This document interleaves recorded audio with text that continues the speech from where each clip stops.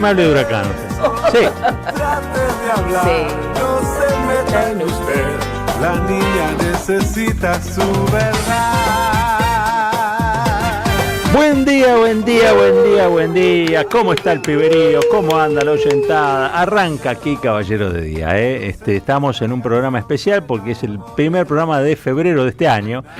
Hoy es el día 2 de febrero del año 2026. Ustedes saben, los vamos a estar acompañando hasta las 10 de la mañana con toda la información, el análisis, la reflexión, la buena música y también algo de humor, porque estamos convencidos de que las grandes batallas sean con alegría o están perdidas de antemano, ¿eh? Así que, bueno, la verdad que muy contentos, porque hoy tuvo un buen comienzo, imagino que ustedes también. La radio obviamente empieza a despertar del verano y camino a este nuevo desafío del 2026, que vamos a estar a pleno, entiendo yo que desde marzo. Así que nosotros los estuvimos acompañando aquí durante todo este mes que pasó. Hemos hecho, creo yo, una versión distinta del programa habitual, pero se pareció bastante, vamos a decirlo. 7 minutos pasaron de las 8 de la mañana y es el momento en el que yo presento a esta gloria de la radio argentina, que ahora la está rompiendo en el streaming. Locutora nacional, con carnet de LISER. Locutora nacional y popular en nuestros corazones. Está aquí con nosotros para todo el país, ancho y largo del territorio argentino, Florencia Ibáñez. ¿Cómo anda, querida compañera? Pero por ¿Cómo favor, ay Dios mío, me siento en la Próspero Molina. Me siento como que me presentaron en Cosquín. Qué lindo, después vamos a hablar. Sí. Qué noches, Cosquín, ¿Qué noches de sí? Qué noches de revelaciones, de cosas lindas pasaron, Bueno, vamos a hablar de eso después, porque ahora te cuento que efectivamente hace mucho calor. Empezó febrero, feliz febrero para todas y todos. El mes de la vendimia, el mes del vino, Roberto, Mirá.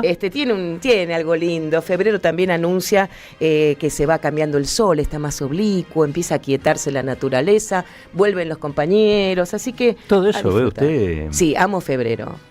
Amo febrero, es como que de a poco se anuncia el final de la temporada y es como que te deja... Hay que aprovechar que se va y viene el invierno. Entonces, es el mes de los piscianos. Sí, es un mes pisciano. Ay, qué lindo mes de los Robertos. Bueno, Roberto, o sea, hay otros también. Galende, Néstor. Don José de Cristina. San Martín, Cristina. Hay mucho.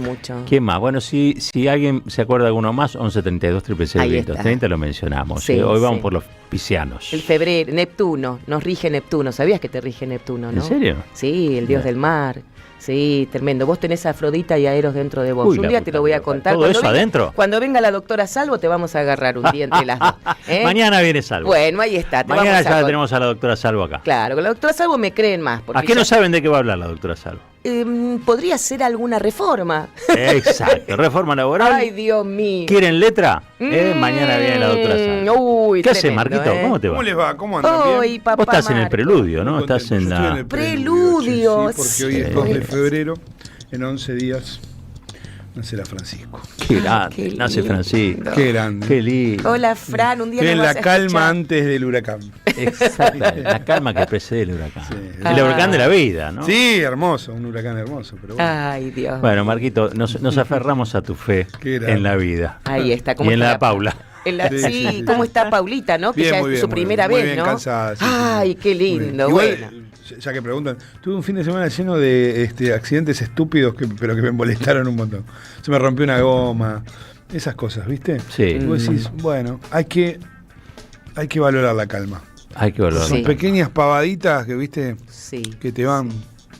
Se te rompió un cuerito, esas cosas. Sí, claro. tranqui. Tranqui. Hagamos tranqui. Sí, que no haya. 24 Un poquito de grados. filosofía zen. ¿Cuánto? Eso. Me encanta. 24 en este momento en la ciudad de Buenos Aires. Quería ver exactamente la humedad. Ya te digo. Ya le digo, 78%. ¿Cómo sabes? La siento en la piel. Bueno, muy bien. Estás ahí. Es una especie de termómetro de humedad. Soy un Bueno. termómetro caminante. Estás sí. sintiendo bien porque son 76. Estás bien tu tester. El tester Ay, de humedad 100%. tiene Roberto. Hay dos cosas que me salen bien. Sí. Lo de la humedad y cuando me preguntan el precio de cuánto salió esta compra. ¿Nunca le hicieron eso que viene y dice, ¿sabes Ah, cuánto sí. gasté? ¿Te acuerdas que había un programa que Fernando Bravo lo conducía? Mira llena de guita. Ah. ¿Viste cuando te dicen, ¿sabes cuánto gasté? Y yo miro así y digo, y 23.000.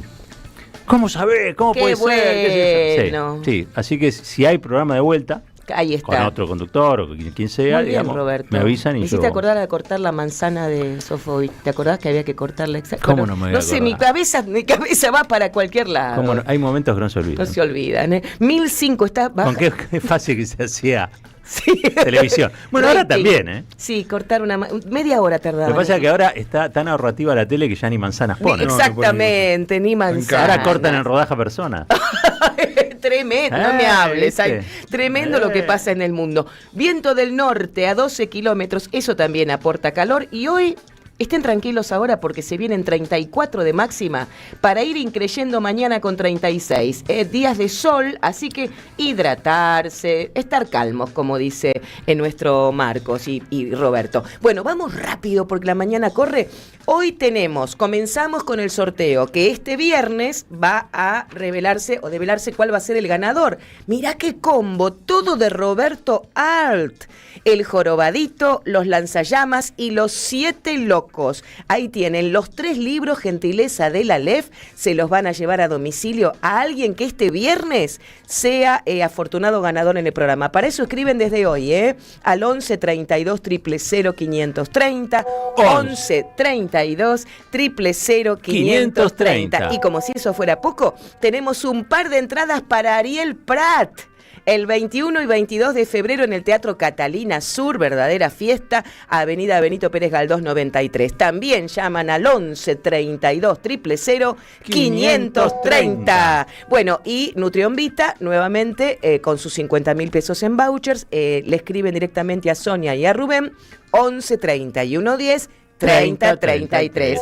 11 31 10 30 33. Dicho esto, Roberto, todo tuyo. Vamos entonces. Caballero de Día, en AM 530. Construimos comunidad. Buscamos la verdad. Siempre. Hay un panorama muy conflictivo en todo el sector yerbatero. Está en línea el presidente de la Asociación de Productores Yerbateros del Norte, Julio Peterson, para hablar sobre el tema. Bueno, obviamente esto tiene que ver con las políticas nacionales, pero también obviamente con lo que se le paga al productor en diferencia a lo que llega al mercado, pero mejor que lo cuente él. Julio, ¿qué tal? Buen día. Aquí Roberto Caballero junto a Marcos Cittadini, los saludos de la Radio de las Madres. ¿Cómo le va? Muy buenos días, Roberto. Buenos días, Marcos. De verdad, muchas gracias por la comunicación. Y así como lo decía, está bastante complicado y se profundizó muchísimo con las cuestiones de las políticas nacionales, el libre mercado y el famoso DN1, 7023. Sí. Vi el otro día una asamblea importante de productores yerbateros, creo que era en Misiones. En Campo Viera. En Campo Viera. Y ahí, bueno, había incluso un ánimo de empezar con algún tipo de plan de lucha, ¿no? O tomar decisiones que, sí, obviamente... Cuéntenos un poquito cuál es la situación del productor yerbatero y en qué los afecta estas resoluciones que ha tomado el gobierno de Milei. En primer lugar, la decisión que se tomó fue el cese de cosecha, paro total. No hay cosecha hasta tanto no se pueda llegar a un acuerdo. Realmente hoy trabajar es para fundirse, el costo nuestro es de 435 pesos, las industrias ofrecen nada más que 180 o 200 pesos en el mejor caso y con pago hasta 180 días. Es imposible laburar, o sea, no podemos en esa condición. El productor, ya el año pasado perdimos dinero, perdimos más de 120 pesos por kilo y venimos acarreando pérdida del 2023. Porque el 2023 también nos han pagado menos del costo. Y la curiosidad de todo esto es que en el 2023, en el 2024 empezamos a perder, en el 2023 terminamos una cosecha de 400 pesos el kilo, pero con un paquete de 2.500 pesos. Sí. Y nos pagaban 400 pesos el kilo de hoja verde de contado.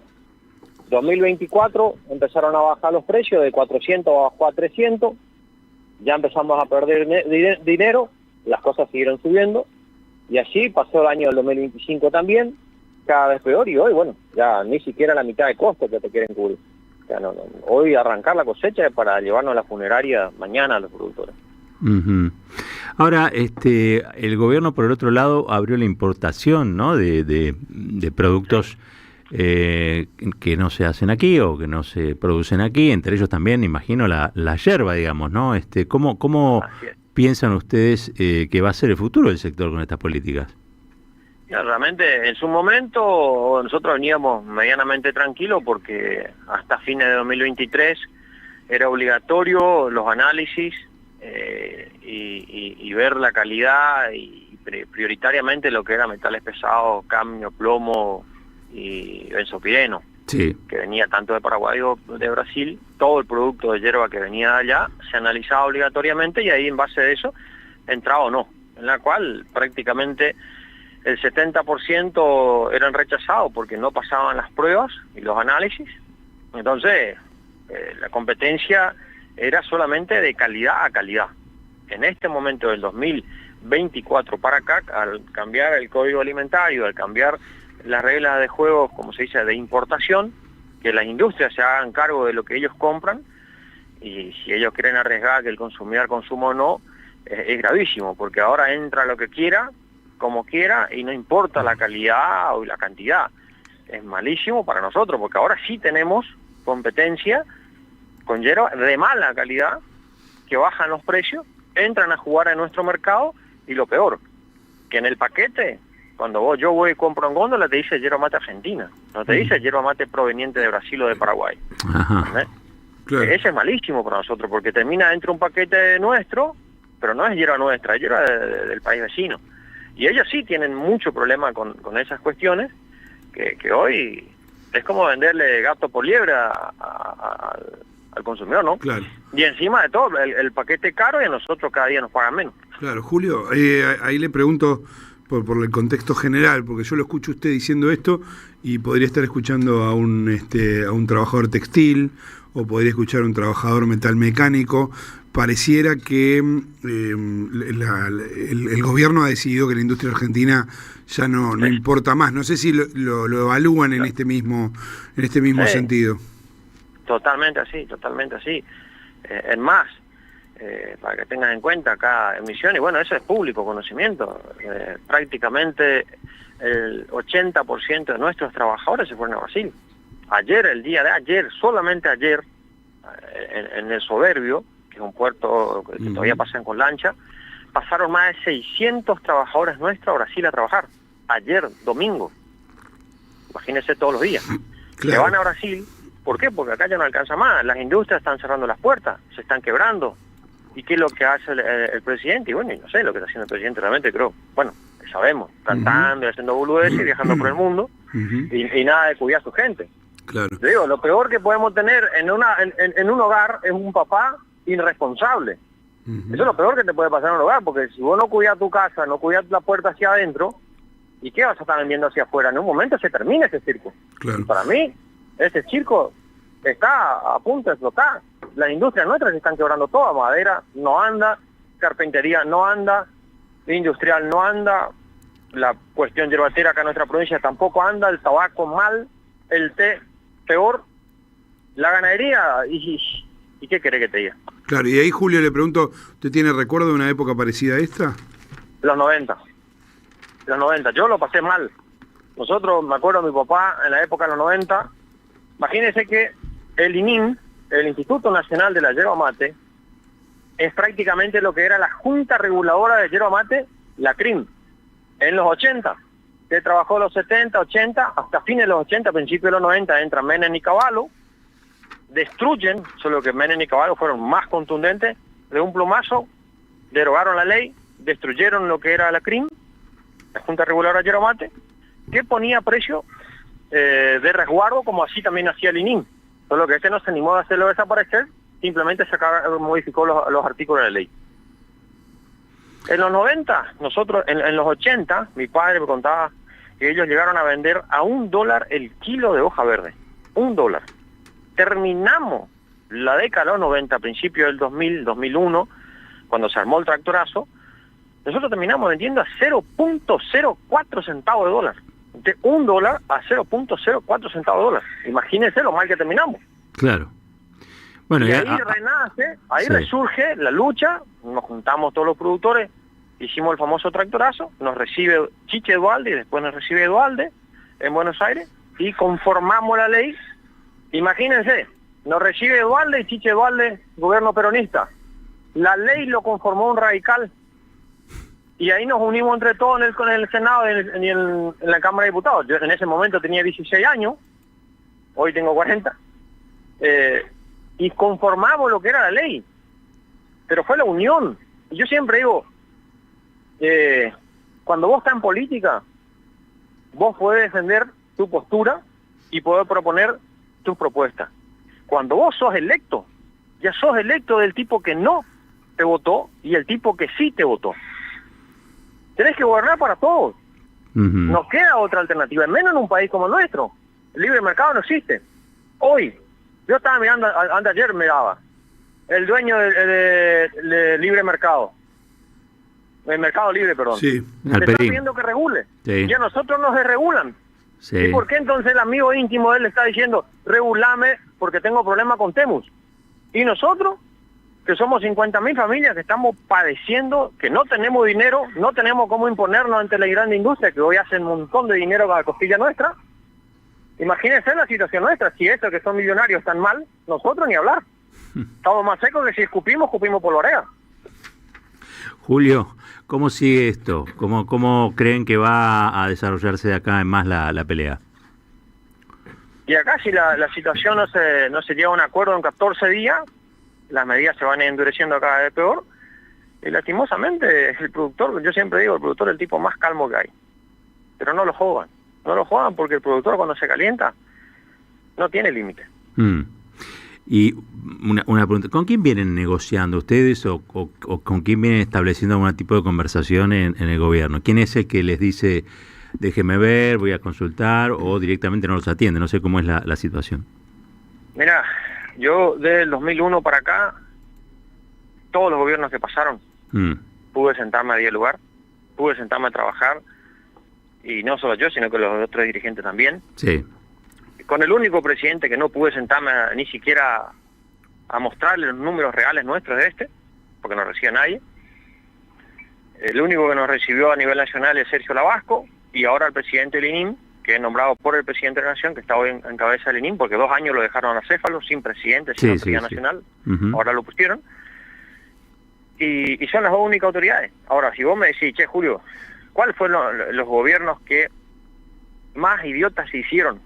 Perdón de la palabra, más idiotas se hicieron en la cuestión de darte una respuesta o de decirte si nos equivocamos. ¿Cuál es la salida?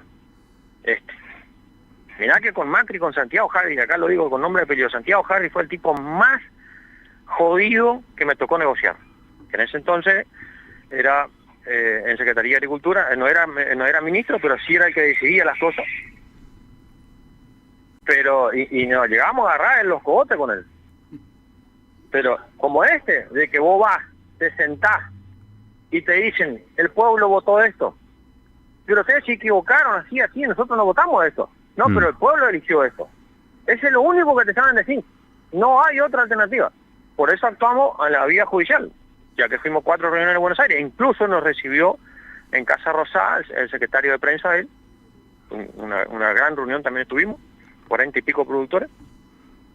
Tampoco hubo respuesta. Eco vacío. El gobierno tiene eco vacío, no te saben dar respuesta y no te saben encontrar la solución para sacarnos del problema. Entonces le hicimos una vía judicial, lo ganamos en primera instancia, en primer gobernador del país que le encaja una demanda al presidente para que se le devuelva la potestad del INIM, fue el nuestro, nos acompañó, lo hizo él, lo hicimos nosotros las asociaciones, después lo hizo un grupo de productores. Las 3 demandas se ha ganado. Hasta hoy, el presidente de la Nación incumple con el deber público del funcionario. ¿Por qué? Porque él debería aplicar. Si la justicia ya determinó que se le tiene que devolver la potestad al INIM, ¿por qué no lo aplica? Está incumpliendo el deber público, claro. el deber del funcionario público. Entonces, ahora nosotros le encajamos una nueva demanda por incumplimiento del deber público. Porque de alguna u otra manera te hemos encontrado, o sea, si te vas, te sentás, le mostrás los números, le mostrás los papeles, le mostrás que nos estamos fundiendo, que nos estamos quebrando, que nos estamos yendo todo a Brasil a laburar, y porque no tenemos más para comer, y el tipo no quiere ver las cosas, y bueno, vamos a ir por la justicia. Sí. Esperemos que nuestra justicia sea soberana, ¿no? ¿Se puede venir otro tractorazo si no? Y yo siempre digo, como se dice acá en esta zona, ¿no? Cotuca a avispero con vara curta que tú vives. ¿Y eso qué significa? Cotucar sería tocar con vara corta a la avispa si quieres ver lo que te va a pasar. Perfecto. Julio, gracias por esta charla y bueno, estamos atentos. Recuerde que aquí el aire les pertenece también, digo, para todo lo que quieran comunicar. Así que abrazo grande. Un abrazo grande y bueno, Dios quiera que tengamos soluciones, porque nuestra actividad lloratera cada día está peor. Muchos productores se están fundiendo, muchos están vendiendo su tierra y el desarraigo de nuestra juventud es enorme, algo que se tenía logrado prácticamente del 2010 para acá, que los productores vuelvan a tener sus hijos en las chacras. Hoy, lastimosamente, esos hijos se están yendo nuevamente. Claro. Abrazo grande, Julio. Hasta luego. Julio Peterson, presidente de la Asociación de Productores Yerbateros del Norte. A ver, hoy el kilo se lo están pagando a alrededor de un 25 centavos de dólar, ¿no? Pero a su vez les están rompiendo el mercado porque les están haciendo entrar yerba extranjera. Y bueno, esto es una pequeña muestra de lo que está sucediendo en el país, en general, ¿no? La apertura indiscriminada, la falta de intervención del Estado en áreas claves de la economía. Él lo traducía muy bien, dice, los hijos de los productores se están yendo. Antes estábamos recuperando nuestros hijos para generar o para seguir trabajando aquí en el territorio y ahora se nos están yendo otra vez. Un tractorazo. Y bueno, si las cosas no salen como ellos dicen, puede haber otro tractorazo en la Argentina de Milei. 27 minutos pasaron de las 8 de la mañana. Cuando regresamos con Marquito Cittadini nos metemos en todas las noticias. En este reino del revés, donde un ladrón es vigilante y otro es juez, hay una radio que nunca se apaga. Prende la radio. Prendete. AM530. 20 años.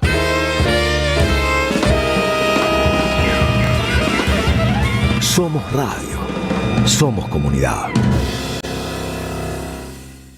Colección Tapas que hicieron historia presenta su octavo libro. Pasaron cosas. La era presidencial de Mauricio Macri contada en las mejores tapas de Página 12. La vuelta al poder de la pata civil de la dictadura. FMI, ajuste, represión y mucho más. Pasaron cosas. Disponible en la librería de Caras y Caretas, Junín 365.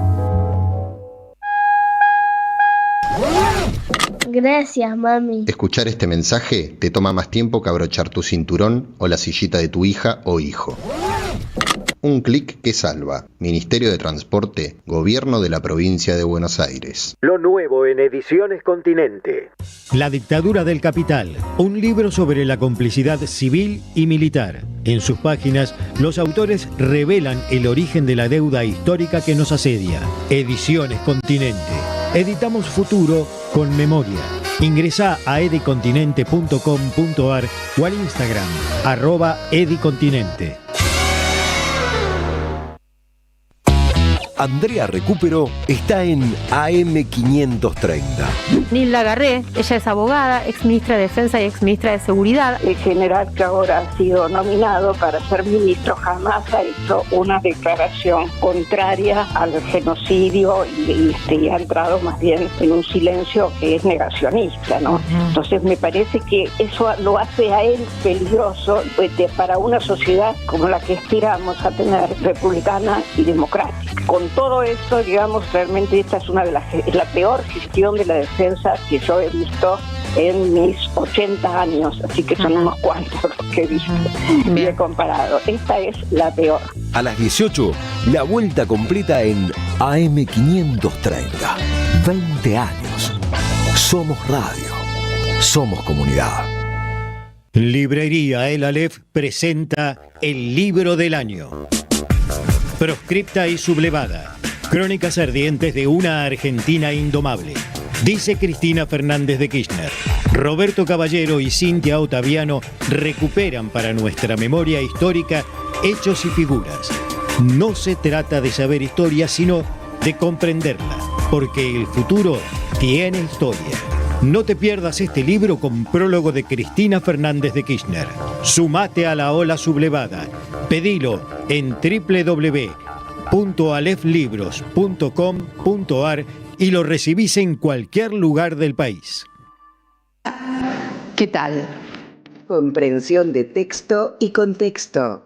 Vuelve Contraeditorial. Un límite al discurso dominante. Dirigen Roberto Caballero y Gustavo Cirelli. La voz de la resistencia en medio del silencio la encontrás en www.contraeditorial.com. En la Defensoría del Pueblo podés hacer tu reclamo todos los días las 24 horas. Comunicate al 0800-222-5262 o encontrarnos en redes. Somos Defensoría PBA, Defensoría del Pueblo de la Provincia de Buenos Aires. Llega el verano y la cultura vuelve a ser un lugar de encuentro y alegría. Este verano te invitamos a disfrutar de vacaciones en toda la provincia de Buenos Aires con una programación pensada para toda la familia. Disfruta de teatro, música, cine, juegos, talleres y lecturas de verano. Con más de 600 actividades libres y gratuitas y la presencia de 1000 artistas en circuitos culturales que recorren cada territorio. Porque lo mejor de la cultura es la felicidad de compartir. Conocé la agenda completa en institutocultural.gba.gov.ar. Instituto Cultural, Gobierno de la Provincia de Buenos Aires. Caballero de Día, en AM530. Construimos comunidad. Buscamos la verdad siempre.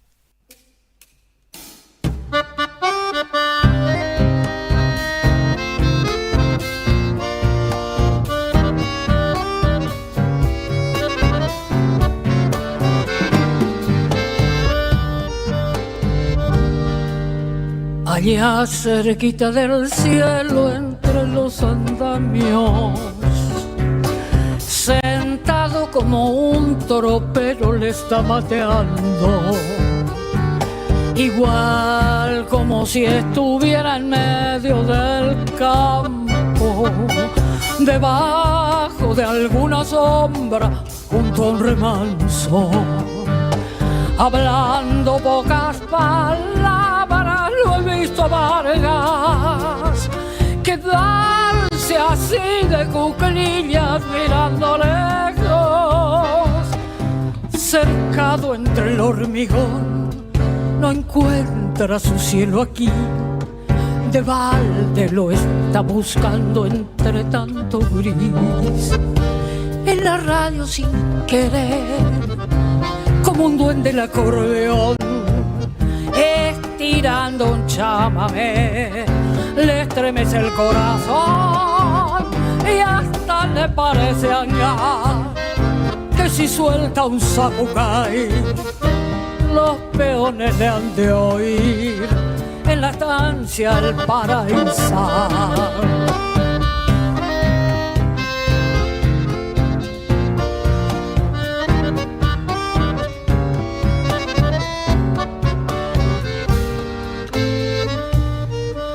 Al verlo así me parece que anda tropeando con su compadre la landa como hace tanto. Y qué pena me da mirarlo entre los andamios, con todo ese cielo adentro como sangrando. Detrás del vuelo aterido de una paloma se achican sus ojos negros mirando lejos, cercado entre el hormigón el cielo del albañil, manchado de arena y cal, se termina allí. Algún día volverá.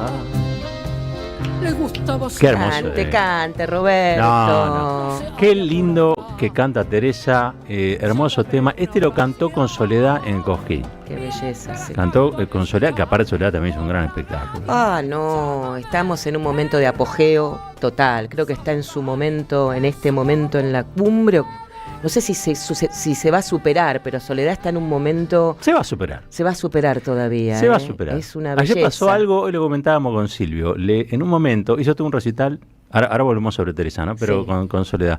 Hizo todo un recital de horas, abajo de la lluvia, la gente mojándose, qué sé yo, y ella salía y se mojaba con la gente, digamos, ¿no? Paró un poquito, amainó y le entregan un bebé. Y ella se sentó en el piso y empezó a cantar con el bebé. Todo un tema, con un bebé. Brindis que el yo tema. creo que tenés que tener, Cintia decía, el control de energía que tiene esta mujer, pues si no resulta imposible, se te pone a llorar, ¿no? El estímulo. Y la verdad que lo logró, y ya dio una versión muy madura. Dicen que salió después y siguió cantando 2 horas más para los que no habían podido comprar la entrada. Claro. Eso fue la Sol. Y cantó con Teresa. Claro, cantó con Teresa, exactamente. Y Teresa la rompió como siempre. Como siempre. Ahí tenemos, creo, una arenga que se manda la Tere cuando canta un tema, obviamente, que hizo muy famoso en su momento, Horacio Guaraní. No que es cuando dejemos canta. solo a nuestro pueblo en sus luchas cotidianas. A las y los jubilados, a las y los discapacitados, a las y los damnificados por los tremendos incendios del sur, por las inundaciones. Hay demasiada patria herida y despojada. No nos quedemos callados, no.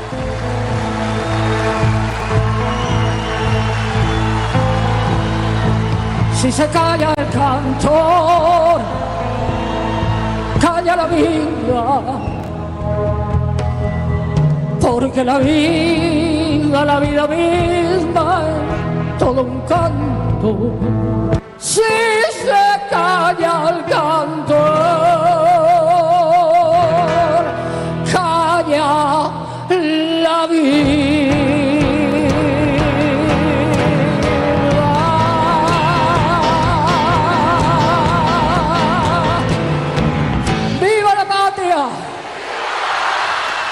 Que no se vende ni se traiciona. ¡Viva la patria! Gracias, Coquín. Será hasta siempre. Qué hermosa, qué hermosa. Pero aparte se hace cargo, ¿no?, de todo un legado que tiene el folclore argentino. Siempre decía Guaraní, ¿no?, quieren que canten de amor o de paisajes, ¿no?, nada más. Y cuando el folclorista se mete con otros asuntos que tienen que ver con el hombre que habita esos paisajes y con los sufrimientos de las personas que habitan esos paisajes, o los que tienen esas historias de amor, ya los empiezan a cuestionar. Se dio ahí, ¿no?, como una especie de contracara entre el festival de Jesús María. De Jesús María y pero Cosquín. Completamente. Qué bueno que haya estado Cosquín después de Jesús María. Y no, todavía estoy con piel de gallina. Tremendo lo de Teresa. Teresa para tiene siempre. una fuerza arrolladora. Esto fue para siempre. Esto que quedó. Esto hace un homenaje a Cafrune, después de que cantó Samba de mi Esperanza y le costó la vida. Esto es un homenaje a todos los que se fueron, a los grandes artistas. Y Roberto, la inclusión de las nuevas generaciones fusionadas con esto, que estuvo Casu, con Soledad también, Milo J anoche, la verdad que es emocionante. En el escenario está pasando lo que soñamos que pase un día en la calle, ¿no? Qué bueno que está el mundo artístico y los artistas en este momento. La Maggie Cullen también estuvo cantando sí. con Teresa. Bueno, todo lo que alguna vez inició esa movida en folclore, ¿recuerdan ustedes? Sí. Bueno, pareciera que se tradujo también en el escenario de Cosquín, pero nadie con la claridad, salvo Peteco, que creo que Peteco también, pero me parece que Teresa con la claridad, la postura, que es una postura política. Yo sé que a ciertos sectores de poder en Argentina le molesta que se mezclen estas cuestiones. De hecho, es muy difícil hacerlo, tenés que tener mucha espalda. Claro. ¿No? Como Teresa. Mucha tranquilidad espiritual, pero aparte mucha espalda. Decir, mira, esto es lo que yo pienso. Si querés, contratame, y si no, no me contrates. Claro, aparte fue ministra. Puedo llenar estadios o puedo cantar para 20. Claro. Ministra de Cultura de Cristina Kirchner. El resto, obviamente, se cuida mucho más. Claro. O algunos directamente, uno sabe lo que opinan en privado, pero no lo hace en público. Ella está bueno que lleve la voz cantante. Como tiene resto, lo hace por los que empiezan también. Está buenísimo. Con ese coraje se hacen cosas. Y con esa cabeza, ¿no? Como en pocas palabras resumió una historia de país que estamos viviendo, ¿no? Divina. Dio varios puntos claves. Divina. Emocionante. Le mandamos un beso grande a Teresa desde acá. Bueno, hablando de política y de las cosas que pasan y suceden. No tenemos al señor Cittadini. Cittadini, lo escuchamos. Sí, porque está directamente relacionado con esto. La Unión Industrial de Santa Fe emitió un documento que dice, básicamente, el ocaso del sistema productivo es el ocaso de la clase media. Un país no puede sostenerse solo con sectores extractivos o financieros, necesita de su tejido industrial vivo. Y alerta acerca de, bueno, obviamente la pérdida de esto, la caída de esto, mientras la UIA, la de Rapalini, hace equilibrio entre un apoyo ideológico muy fuerte al gobierno y también intentar contener a una parte de sus agremiados que claramente le dicen esto va para atrás, ¿no? Desde casi el primer momento en las reuniones de directorio se da esta situación. Ahora Rapalini, perdón, ¿no? Sale a bancar a Pablo Roca, pero no banca a las pequeñas y medianas empresas, que son las que pierden con Milei. No sale a pedir mejor tasa, no sale a pedir una amnistía fiscal para muchas empresas chicas, no. Lo que sale es a bancar las prebendas de Roca. Sí, efectivamente. Recordemos, se conoce el número es casi exacto, 119.258 cheques rechazados, ¿no? En el año, lo que implica que se triplicaran, según el datos del Banco Central. Es una virtual ruptura de la cadena de pagos, o mejor dicho, una real ruptura de la cadena de pagos, muy clara. Esto fue en diciembre, ¿no? Interanual era la comparación de que se habían triplicado. Bueno, este es el panorama con el que se empieza a discutir a partir de esta semana, pero en el Pleno probablemente la semana que viene, la reforma laboral, ¿no? En este contexto, que tiene varias reuniones importantes esta semana.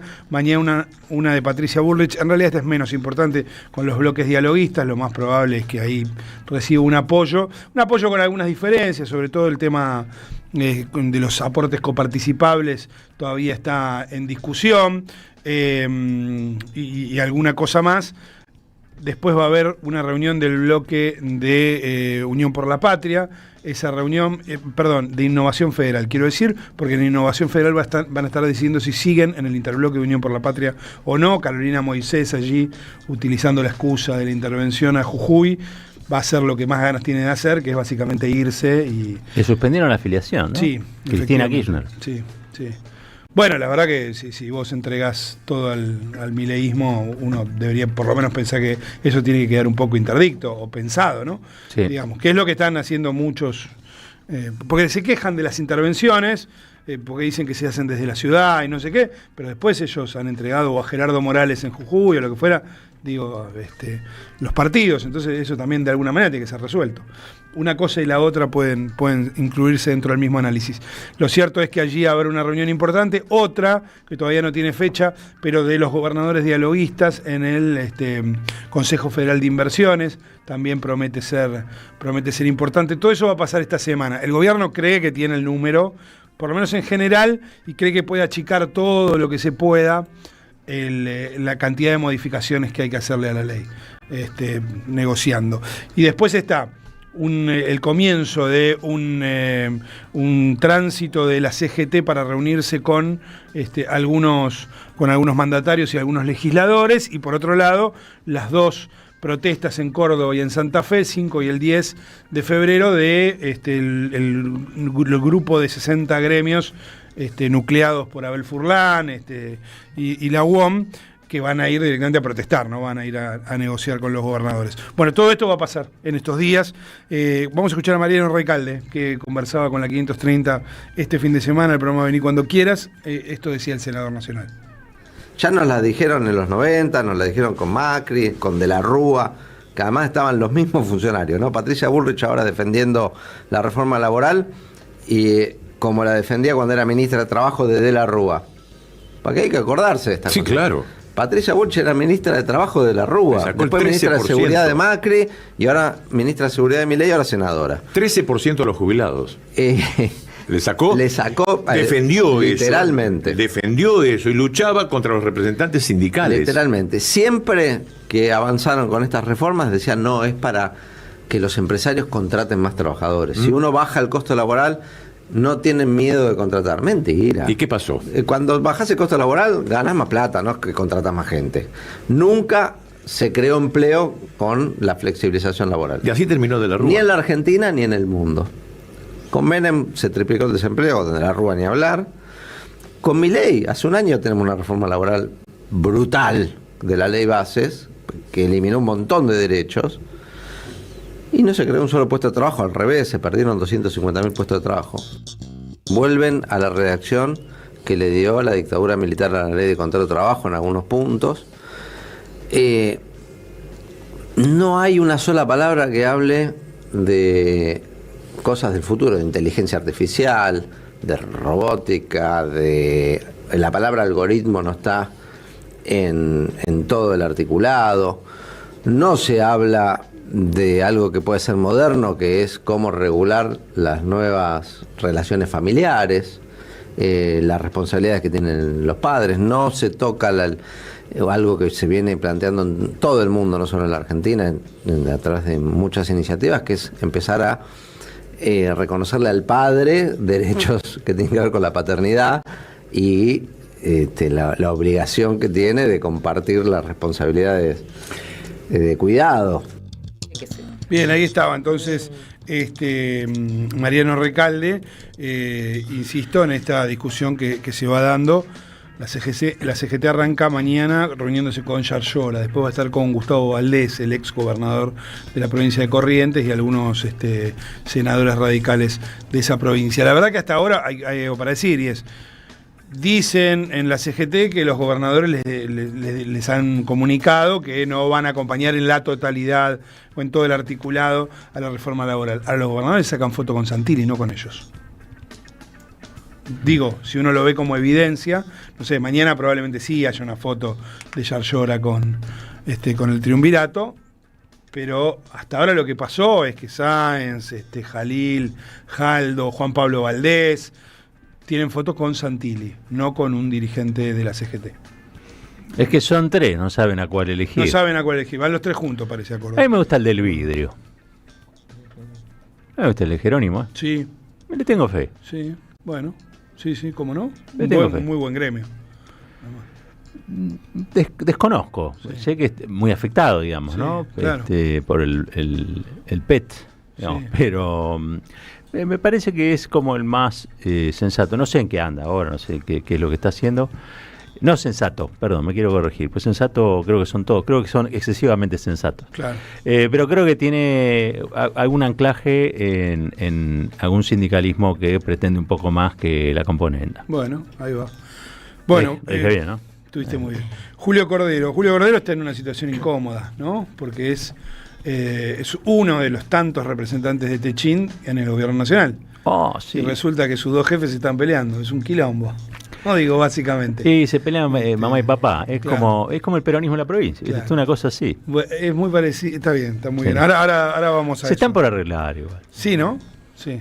Y uno diría, ya está, chicos. Bueno. Ahí dicen que más o menos. Bueno, déjame que... Perdón. No, voy a Julio Cordero y ahora vuelvo a la provincia, porque hay algo que pasó que es importante. Pero antes, escuchemos al secretario de Trabajo entonces diciendo, no, tranquilo, las indemnizaciones se ordenan nomás. Esto está pensado para las pequeñas y medianas empresas que normalmente no logran generar fondos para las desvinculaciones. Desvinculaciones que no necesariamente tienen que ser por despido.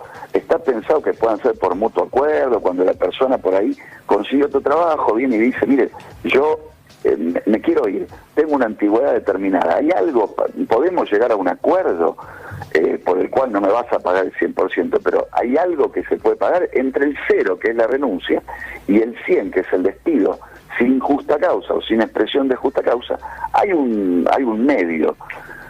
Y ese fondo permite, principalmente a la pyme, decir, sí, tengo un fondo que voy a poder disponer para esto, sin sacar nada de los derechos de los trabajadores. O sea, acá no se reducen las indemnizaciones por despido, se ordenan las indemnizaciones por despido. Nada más que se ordenan. Bueno, ahí estaba entonces, nada más que se ordena. Se ordenan los despidos. Sí. ¿No? Se ordena. Me deja re tranquilo a mí, yo lo escucho, Julio, y me quedo tranquilo. Julio es el que decía que la gente, ¿para qué quieren menos horas de trabajo si no saben qué hacer? Sí. Ay, sí. Que el tiempo es mejor ocuparlo trabajando, ¿no? ¿Qué hacer? Dice, ¿qué van a hacer? Este es el verdadero Julio los prepara, Agosto se lo lleva. Exacto, muy bien, muy bien. Ay, Dios un mío. lobo con piel de cordero. No, olvídate. Digamos todo. Bueno, hablando de esto, la gran noticia de la semana pasada, una noticia terrible, por supuesto, que ojalá que no se convierta en tendencia, pero en todo caso viene a romper una tendencia, es que se rompió la tendencia de la baja en la edad de mortalidad infantil. Subió en 2024, que es el último dato, ¿no? Que se tiene, que se ha conocido, la mortalidad infantil en la Argentina en 16 provincias lo hizo.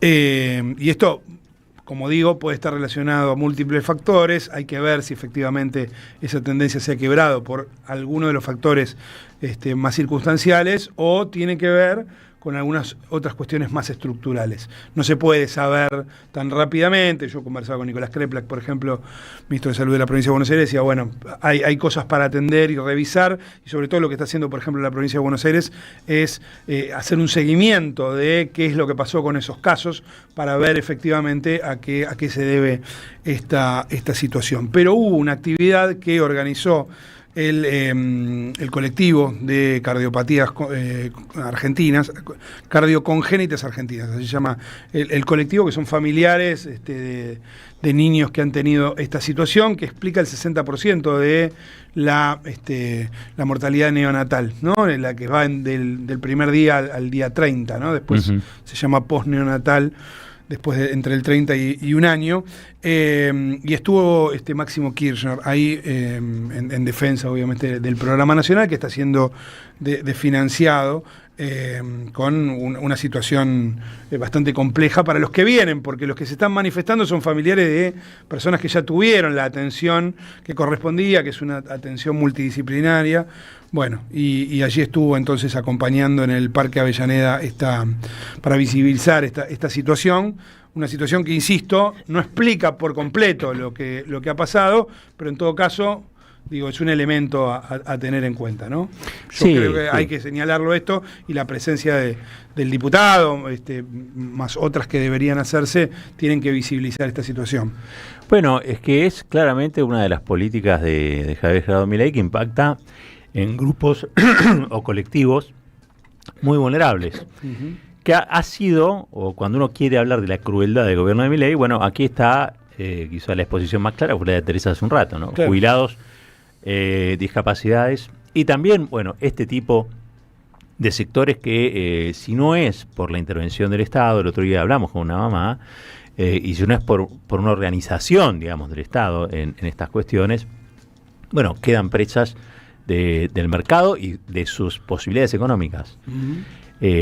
Precisamente, creo que eso se asemeja mucho al sálvese quien pueda, y este es un gobierno que promueve el sálvese quien pueda. Sí, ¿no? De algún modo u otro, digo, es su política.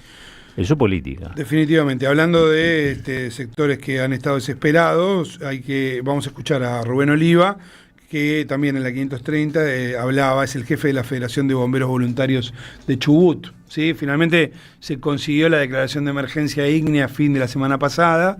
La verdad que eso también está relacionado con la discusión de la reforma laboral y no con otra cosa, ¿no?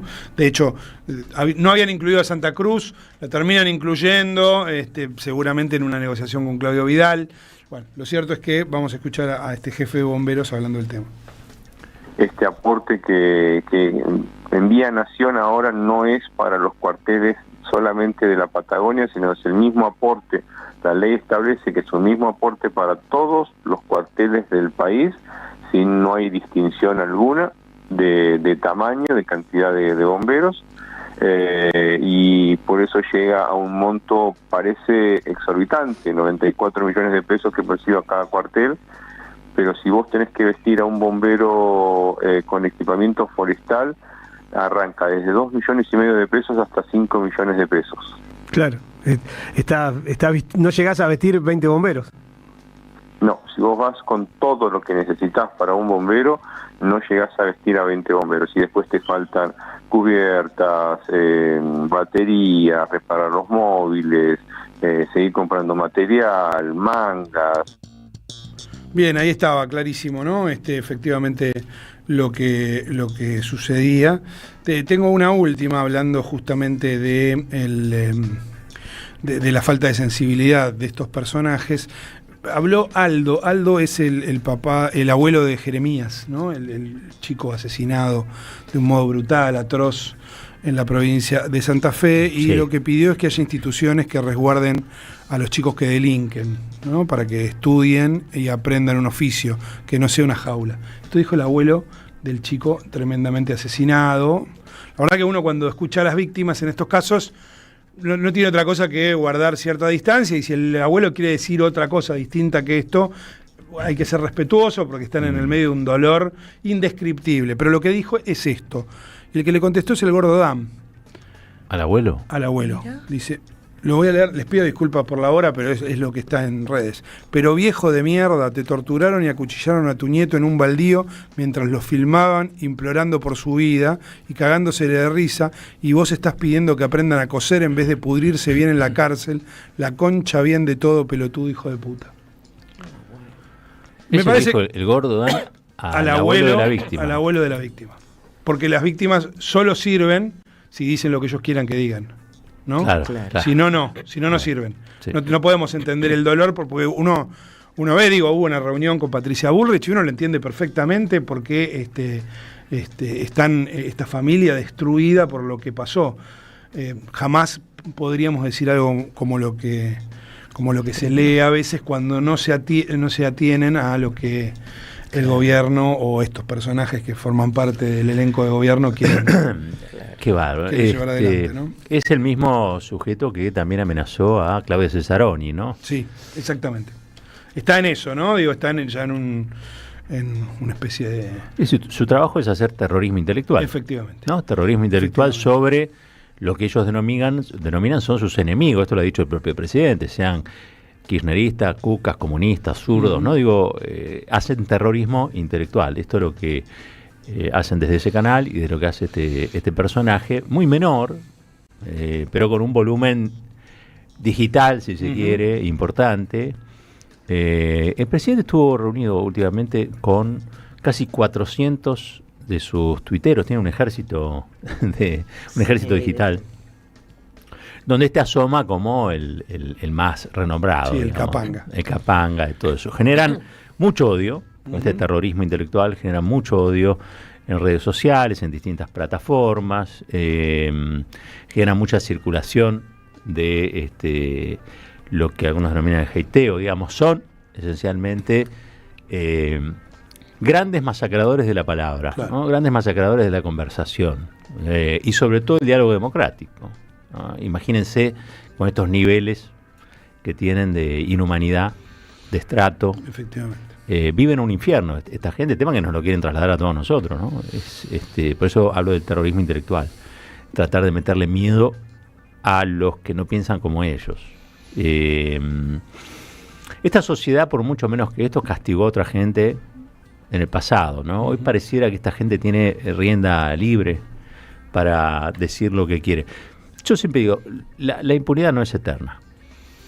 Tarde o temprano, algún día Asti fue preso. Digo, no sé, no estoy comparándolos con ellos, pero sí quiero decir que hasta lo más horrible en la Argentina terminó donde terminó. Hasta el tipo que había decidido la masacre en Plaza de Mayo, allá por el 2001, digamos, también terminó preso como Matov. Quiero decir, lo peor encuentra su castigo. Estos que son apenas altavoces, digamos, de la maldad de un gobierno, lo van a recibir a su modo, digamos, ¿no? Y creo que corresponde a esta altura, porque cuando la Argentina retome el sendero del Estado de Derecho, las instituciones democráticas, a esta gente la vas a tener que poner en algún lugar. En principio creo que los pueblos castigan con el olvido, ¿no? Castigan con el olvido, castigan con la distancia, castigan con el repudio, con la reprobación. Yo creo que va a ser tan alta la reprobación que esta gente va a volver a donde nunca debe haber salido, ¿no? La jaula de odio en la que vivían antes. Pero bueno, para eso el pueblo tiene que reaccionar. Si te parece, Claudia Sheinbaum dice algo en relación con esto, la presidenta de México. ¿Cómo? Porque habla Claudia Sheinbaum con una paz. ¿Viste? Viste que vos venías pidiendo calma, filosofía zen, digamos, ¿no? Escuchémosla primero hablar de esto mismo, de lo que estamos hablando, después la vamos a escuchar. Lo pone así, lo acomoda un poquito a Milei, ¿no? Sí, efectivamente. Pues ahí están las monedas nomás. Ahora vuélvela a poner. Peso colombiano, 14.3% de avance, de apreciación. Peso mexicano, 13.8%. Peso argentino, menos 40.8%. Pero hay una diferencia mayor y es el bienestar. Los gobiernos progresistas, además de defender la democracia, las libertades, porque el concepto de libertad de la derecha es muy cuestionable, porque ellos hablan de la libertad del mercado, que por cierto México tiene libre comercio, pero la libertad del mercado con salarios que no permiten ni comprar lo más básico, pues ¿qué libertad es esa? Eso no es libertad. Y nosotros defendemos la libertad, todas las libertades. Libertad de expresión, libertad de reunión, libertad de comunicación. Pero trabajamos por el bienestar del pueblo. Y sí creemos, y estamos convencidos, que el Estado tiene un papel muy importante que jugar en ello. Bien, ahí le contestaba entonces a Javier Milei, que había dado una entrevista en la que hablaba del fracaso del socialismo en el siglo XXI y la señalaba. Pero Claudia Sheinbaum habló también de la situación de Cuba, ¿no? Porque ustedes saben, Donald Trump, yo creo que por supuesto muy empujado por Marco Rubio, está mirando hacia Cuba, intentando desestabilizar al gobierno y a la isla en general. Además, obviamente, el bloqueo criminal continúa y se ha intensificado con la salida de Nicolás Maduro de Venezuela. Claudia Sheinbaum habló acerca del tema del petróleo y el envío de ayuda humanitaria. Esta semana estamos planeando una ayuda humanitaria a Cuba. Es una ayuda que va a ser la Secretaría de Marina, de Alimentación y otros productos en lo que resolvemos de manera diplomática todo lo que tenga que ver con el envío de petróleo por razones humanitarias, pero estamos haciendo ya todos los trabajos para poder enviar, mientras tanto, ayuda humanitaria que requiere el pueblo cubano de otros enseres, otros insumos fundamentales. No hablamos nunca con el presidente Trump del tema del petróleo con Cuba, y en la tarde pues se pusieron los aranceles a cualquier país que envíe petróleo a la isla. Entonces estamos buscando por todas las vías diplomáticas, porque como lo hemos dicho, pues es un tema de ayuda humanitaria fundamental para la isla. Pero mientras tanto pues vamos a enviar otros productos que son indispensables para el pueblo cubano. Bien, ahí estaba entonces Claudia Sheinbaum, la presidenta mexicana, en esta actitud. El que habló también de este tema es León 14, ¿sí? Hablando de que recibió con preocupación las noticias sobre el incremento de las tensiones entre Estados Unidos y Cuba. He recibido con gran preocupación noticias sobre el incremento de tensiones entre Cuba y los Estados Unidos de América, dos países cercanos. Me uno al mensaje de los obispos cubanos, invitando a todos los responsables a promover un diálogo sincero y eficaz para evitar la violencia y toda acción que pueda incrementar el sufrimiento del querido pueblo cubano. Que la Virgen de la Caridad del Cobre asista y proteja. Que la Virgen de la Caridad del Cobre asista y proteja a todos los hijos de esta amada tierra. Bueno, allí estaba entonces el Papa León XIV, ¿no? Hablando acerca del tema. En lo último, se entregaron los Grammy. Hubo triunfadores argentinos, porque Paco y Catriel ganaron en una categoría, el mejor álbum alternativo latino. Esa es la categoría que ganaron Paco Amoroso y Catriel, dúo que la está rompiendo toda, pero bueno, eso lo dejaremos para el análisis musical. Nosotros nos vamos a centrar en lo político, porque habló Bad Bunny. Bad Bunny es el artista en Spotify más escuchado del mundo. Puertorriqueño él, que tuvo una carrera hasta determinado momento, y en un momento cuando comenzaron las protestas en Puerto Rico, él evidentemente se sintió llamado por esta situación y empezó a politizar muchísimo su música. Yo no sé si antes era tan así, la verdad es que no le he seguido la carrera, pero lo cierto es que después de eso con mucha claridad se vio un artista con un llamado nacionalista más fuerte. Puerto Rico tiene una relación ahí dicotómica con los Estados Unidos en ese sentido, y va a estar en el final del Super Bowl, este juego de fútbol americano, la final del juego de fútbol americano, donde van a tocar dos artistas que uno podría decir son anti-Trump, o Trump dijo que era anti-ellos, ¿no? Uno es Green Day, la banda de punk norteamericana, y el otro es Bad Bunny, ¿no? En los dos casos son muy críticos de Donald Trump, y ganó varias cosas, fue el gran ganador Bad Bunny de la noche por su disco y otra cantidad de cuestiones, y habló acerca de lo del ICE y todo lo que está sucediendo. Before I say thanks to God, I'm gonna say ICE out. Antes de decir gracias por esto, voy a decir afuera ICE.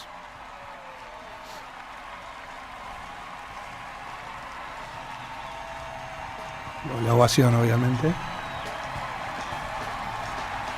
Recordemos que había muchos latinos, ¿no? En el público. Por el pueblo boricua. Efectivamente. Quizá una de las principales inmigraciones. Voy a decir, después de esta ovación, dice, porque él dijo, voy a decir afuera ICE, y después de la ovación dice, no somos salvajes, no somos animales, somos humanos y somos estadounidenses, porque claro, además en este caso se da esta situación, ¿no? Bueno, en la entrega de los Grammy, entonces también algo fuerte. Después hay que ver cuánto repercute eso en términos políticos, ¿no? Porque el Hollywood y otros, bueno, y la música, por ejemplo, han estado. Lady Gaga también habló en contra de ICE, pero bueno, después gana Trump las elecciones. Hay que ver si en noviembre esto hay que ver si se vuelve a dar, hay que ver si se vuelve a dar. Porque hay otros elementos vinculados a la inflación, al precio de los combustibles, que por ahí. Bueno, el caso Epstein también, ¿no? Creo que sí, tuvo nuevas revelaciones. Sí. Con grandes acusaciones de pedofilia que lo alcanzan, de algún modo u otro aparece involucrado. Creo que el Departamento de Justicia reveló algo así como 6 millones de comunicaciones. Sí. 6 millones de comunicaciones, digamos, en relación a en algún caso con implicaciones argentinas, que como no entiendo demasiado bien. Sí, no aparece ahí. Roberto Giordano mencionado, pero la verdad que no termino de entender del todo la cuestión. Es que imagínate, esto es un material para trabajar, digamos, todavía. No es que se reveló el crudo. Efectivamente. El crudo del material. Efectivamente. Hay algo para decir. Estados Unidos muchas veces tiene un tratamiento más moral de la política que otros países, y quizás hace mucho más ruido esto que la toma del Capitolio, ¿no? Digo. Puede ser. 8 minutitos pasaron de las 9 de la mañana. Gracias, Marquitos. Un placer, amigo. Nos vamos a una tanda. Ahora sí, cuando volvemos, está ya nuestro invitado de hoy. Hoy nos va a estar visitando Felipe Selesia, que es autor de un libro muy interesante, que es sobre La Hora de los Hornos. ¿Se acuerdan la película La Hora de los Hornos? Una película documental, dura 4 horas la película, pero allá por fines de los 60 y principios de los 70 fue casi, yo diría, el film de época. Culturalmente, digamos, es realmente algo a partir de lo cual se puede contar todo un tiempo histórico. Y vamos a estar hablando porque Felipe sacó un libro sobre La Hora de los Hornos, sobre la película.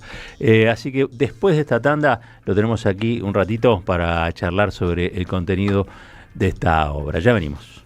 En AM530 pasan muchas cosas. Y todo lo que pasa está en la red. Somos Radio AM530 en YouTube. Entérate de lo que pasa. AM530. Somos redes.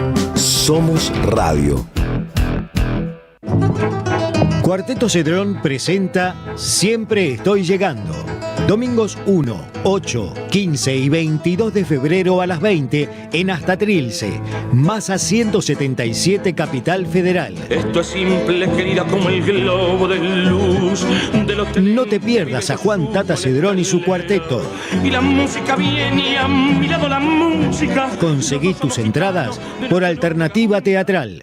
Vení a conocer la provincia de Buenos Aires.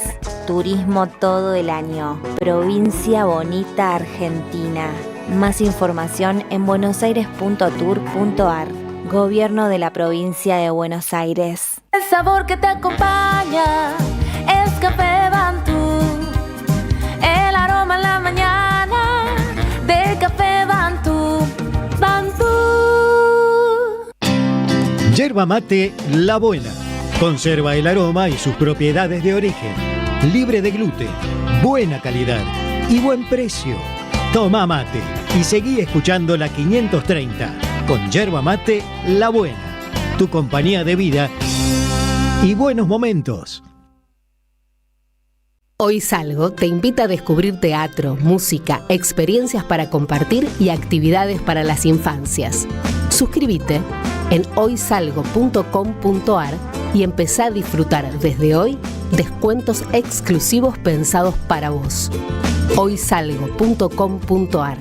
Elegí mejor, salí distinto y viví más. Comunidad Loma Segura. Sumamos 300 nuevas alarmas y alcanzamos más de 1.300 en todos los barrios. Municipio de Lomas de Zamora. Gobierno de la comunidad. Intendente Federico Otermín. La patria no se vende en San Telmo. Enamorados de la patria. Radio, café concert, pantalla gigante donde contribuimos a nuestra memoria y artistas invitados. Y esto es para ti. Los esperamos. Sábado 14 de febrero a las 21 en el Club Social Cambalache. Defensa 1179, San Telmo. Entradas por alternativa teatral. La patria no se vende. Produce Don Narciso. Auspicia AM530 Somos Radio. ¡Wow! ¿Cómo dices cuenta DNI? ¡Wow! ¿Que ahora tienes plazo fijo? ¡Wow! ¿Y que tienes una tasa especial? ¡Wow! Y eso hace que tu dinero crezca. ¡Wow! Y crezca. ¡Wow! Y crezca. ¡Wow! Pará, ese último wow no entendí. ¡Wow! Ah, que crece. Cuenta DNI. Tu plazo fijo de Banco Provincia es realmente wow. ¡Wow! Conoce más en bancoprovincia.com.ar. Ya construimos el primer complejo socioambiental Ecoparque Quilmes y el vivero municipal Yolanda Ortiz en Don Bosco. Ahora instalaremos contenedores en el 50% del distrito y seguiremos avanzando en el sistema de recolección diferenciada de residuos. En Quilmes, seguimos para adelante. La comunidad 530 ya es una realidad y necesitamos que siga creciendo. Tu suscripción es imprescindible para que esto sea posible. Sumate a la comunidad 530. Tendrás la posibilidad de recibir entradas de teatro, recitales, invitaciones a charlas y descuentos en productos y comercios. Bancá a la 530. La radio de las madres te necesita. Si tenés dudas, escribinos 11 64 19 16 50 o envíanos un correo info@am530somosradio.com. Caballero de Día en AM530. Construimos comunidad. Buscamos la verdad siempre.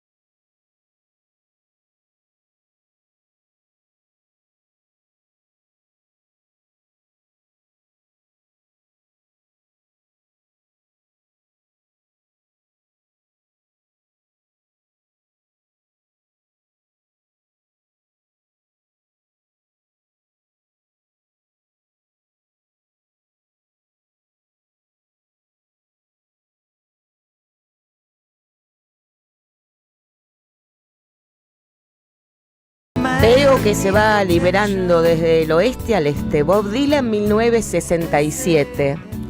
Una época muy parecida a esta en Estados Unidos, con otros problemas, pero el mismo fondo, ¿no? La persecución a los negros, represión.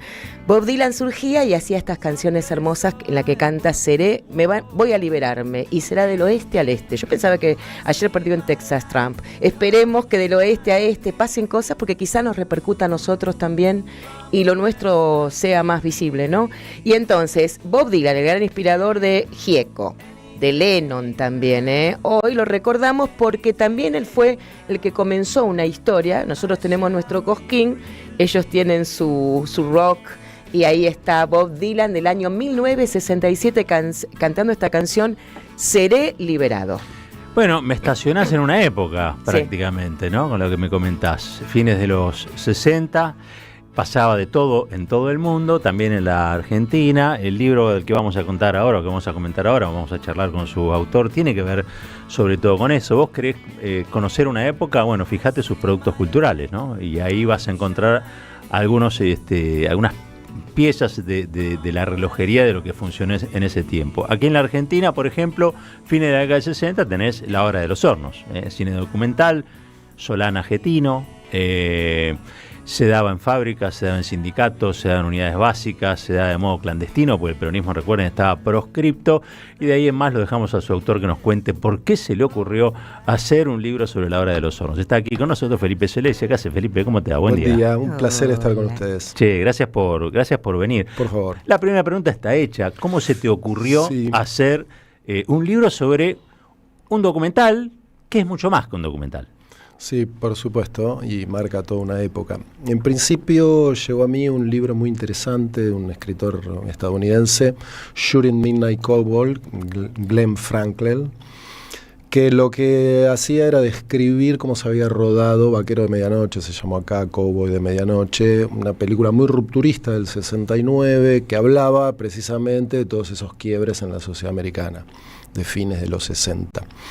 Estaba muy bien tematizada, muy bien investigada, y lo que me resultó interesante es el recurso de aprovechar un producto cultural, un artefacto cultural, para contar una época, porque yo trabajé bastante los 70 y en su momento un ex Página 12, Rubén Furman, me había dicho con las primeras producciones, le falta explicar cómo esa generación con padres gorilas se peroniza y se radicaliza. Totalmente.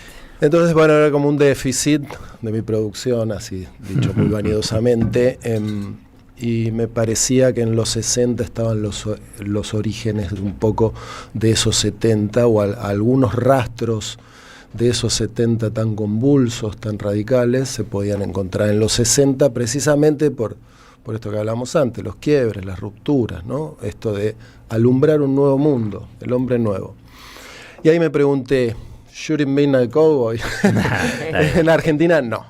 Bueno, ¿con qué podemos ir? Inmediatamente, fue casi con un refusilo, se me apareció La Hora de los Hornos. Yo la había visto en los 90 y tenía referencias por mi viejo y de su militancia. Él había llevado la película en su militancia por todo el país, la había proyectado en un montón de espacios. Entonces había algo de ese origen mítico que a mí me venía desde mi más tierna infancia. Y después, bueno, por supuesto me produjo, ¿a quién no?, un tremendo efecto cuando la vi en los 90, yo era un poco más que un adolescente. Y ahí dije, esta es la película, porque además tenía más política, ¿no? Es una película que se entronca directamente con todos esos temas. Yo hice una biografía de Firmenich, una biografía de Ortega Peña, entonces, bueno, directamente vinculado. Y ahí empecé a trabajar con una dificultad que era todos los protagonistas estaban muertos, entonces el testimonio directo, que es el insumo principal de mis libros, porque yo soy un periodista, no soy un historiador ni un escritor, estaban muertos y eso era un problema, porque me iba a faltar las entrevistas. Pero aposté un poco de manera inconsciente a que apareciera algún reservorio documental, algo, ¿no? Algo escrito, que estuviera documentado ese rodaje, la película, su creación. Una locura, porque digamos, yo me tomo 3 años por libro y no me puedo permitir fracasar en el medio, ¿no? Porque no llego a tener lo que necesito para escribirlo. Pero bueno, me largué y afortunadamente en la casona mítica de Fernando Solanas, en Vicente López, apareció esos documentos. Aparecieron todo el intercambio epistolar con Getino, sus diarios personales manuscritos, sus notas de rodaje. Pino era un grafómano que escribía todo, que documentaba todo, y que su proceso creativo iba precisamente por esto de primero escribo, luego pienso y existo. Entonces había un montón de material. Y bueno, largas jornadas ahí en ese estudio. Cuenta de algún modo con el apoyo de la familia, digamos, los herederos de Pino. Por supuesto, ahí Victoria Solanas, una de sus... Pino tuvo 2 hijos biológicos, un hijo del corazón con su última mujer, y sus 2 hijos, la verdad que fueron macanudos con esto. Sí, muy generosos y muy comprensivos, y me dejaron hacer tranquilamente. Su viuda también, pues bueno, me pasé en su casa mucho tiempo rebuscando en esos papeles amarillos. Ángela, la verdad que fue una mujer maravillosa. Ángela Correa, ¿no? Ángela Correa, exactamente. Hay algo que me hiciste acordar, el trabajo de Diego Igal sobre Operación Masacre, que encuentra los textos de Enriqueta Muniz, que es como el backstage de la investigación, digamos, ¿no? Ella cuenta, la bitácora de la investigación, ¿no? Y te da, obviamente, otra comprensión también de lo que fue la obra, ¿no? La obra Operación Masacre, ¿no? Che, y contame, porque evidentemente estamos hablando de el suceso, los acontecimientos que se producen en la esfera política nacional, internacional, pero que de algún modo replican alrededor de la obra, digamos. ¿Cómo se gestiona? ¿Por qué se decide hacerla? ¿Por qué Pino? ¿En qué se inspira para hacer la obra de Los Hornos? Bueno, en realidad, digamos, la obra se construye a través de una tradición, de un cine de mucha calidad, de una industria muy poderosa, de una vocación enorme de esa generación por hacer cines. Estamos hablando fines de los 50, principios de los 60, de una época dorada del corto cinematográfico, que era la manera de acceder a los estudios y poder filmar largometrajes. Estamos hablando de una prehistoria técnica donde filmar era muy difícil, era caro. Por ejemplo, cuando empiezan a hacer la obra de Los Hornos, no tenían cámaras con micrófono, entonces tenía que hacer doblado, o digamos, el sonido iba por un lado, el video iba por otro. Y después empatarlo. Bueno, tenía toda una serie de complejidades enormes, y bueno, pero había toda una generación que estaba ahí, y estábamos sobre el final de la época dorada del cine nacional, donde todavía se producía muchísimo. Y ahí toda esa generación, entre las que está Pino, conoce a un documentalista italiano, Valentino Orsini, que viene acá a la Argentina a hacer un documental sobre un gasoducto, la construcción de un gasoducto por parte del gobierno italiano, Pico Truncado, Buenos Aires. Entonces ahí un muy joven y crítico de cine, Horacio Berbisky, detecta la presencia de Orsini acá, le hace una entrevista muy buena, que se publica en Tiempos de Cine, y acerca a sus amigos, que entre los que estaba Pino, para que se vincularan con este realizador italiano, que además era un hombre muy comprometido, de la izquierda italiana, del Pichi italiano, etc. Bueno, ahí empieza, ese es un poco el génesis de la obra de Los Hornos, donde Orsini les dice: ustedes tienen que hacer un documental, una película de intervención que modifique su tiempo, estamos en momentos de definiciones globales, en ese momento se estaban produciendo las guerras de descolonización en África, el Mayo francés estaba por venir, digamos, pero había un magma creciente revolucionario, Vietnam, Asia, América Latina, Cuba, por supuesto. Digamos, en todo ese caldo, Orsini los convidó a que participaran activamente con un largo de intervención que contara la historia de la Argentina y sus condiciones revolucionarias. Bueno, ahí empieza ese grupo de jovencitos, se van desmembrando algunos, se pelea con Berbisky, Pino, por supuesto. Qué raro. ¿Por qué? Y por su caracterización del peronismo. En ese momento Pino era gorila. Pino venía del PC, de una militancia muy comprometida en el PC, y la caracterización por izquierda que tenían de Perón era de un hombre, un filofascista. Pero después lo va a entrevistar. Hacen largas conversaciones con Perón. Bueno, a ver, Getino tampoco era peronista, no era gorila, pero no era peronista, era un delegado de la UOM, era un joven trabajador que había venido pobrísimo de la España de posguerra a la Argentina, flaquísimo era, y era delegado de la UOM, y era de una línea trotskista, y llegó a tener papeles destacados como dirigente sindical, hasta que se quedó sin espacios por la represión al movimiento obrero. Ninguno de los dos era peronista. Pero se peronizan gracias a la relación que tiene con su primo, Ortega Peña, vaya casualidades. Mirá. Era primo tercero de Pino, pero se veían muy seguido. Todo tiene que ver con todo, ¿no? Y un día se lo encuentra Getino y Solana, se lo encuentran a Ortega, y Ortega les pregunta: bueno, ¿en qué andan? Y estamos haciendo una película sobre la Revolución Argentina. Ah, están hablando del peronismo. Uf. Y ahí los dos reaccionaron airadamente: no, de ninguna manera, esto es mucho más amplio, sin partidismo, bla, bla, bla, bla, bla, bla, pero les quedó resonando eso. Y bueno, en el proceso de hacer la película, de contar la resistencia sindical, la etapa peronista, la proscripción, etcétera, se peronizan. Bueno, como buena parte de los jóvenes. Bueno, es que yo creo que los dos son algún ejemplo de cómo fue que esa generación terminó peronizándose. Y que fue de algún modo la protagonista del Lucha y Vuelve. También, Sí, ¿no? O sea, sin la duda. que generó las condiciones para que Perón decidiera retornar a la Bueno, Argentina. después de la Hora de los Hornos, Perón los convoca a Puerta de Hierro, porque por supuesto le fascina esa película, una película que por primera vez reivindicaba su gobierno, en un momento en donde, por ejemplo, en la Universidad de Argentina no había una representación del peronismo, que el peronismo era como algo del pasado, que fines de los 50, principios de los 60, era raro ser peronista, salvo que uno estuviera, digamos, en los sectores residuales de ese peronismo. Pero la vanguardia, lo que se venía, no era peronista. Era nueva izquierda, eran otros sectores, claro. O eran o socialdemócratas o marxistas. Ujú.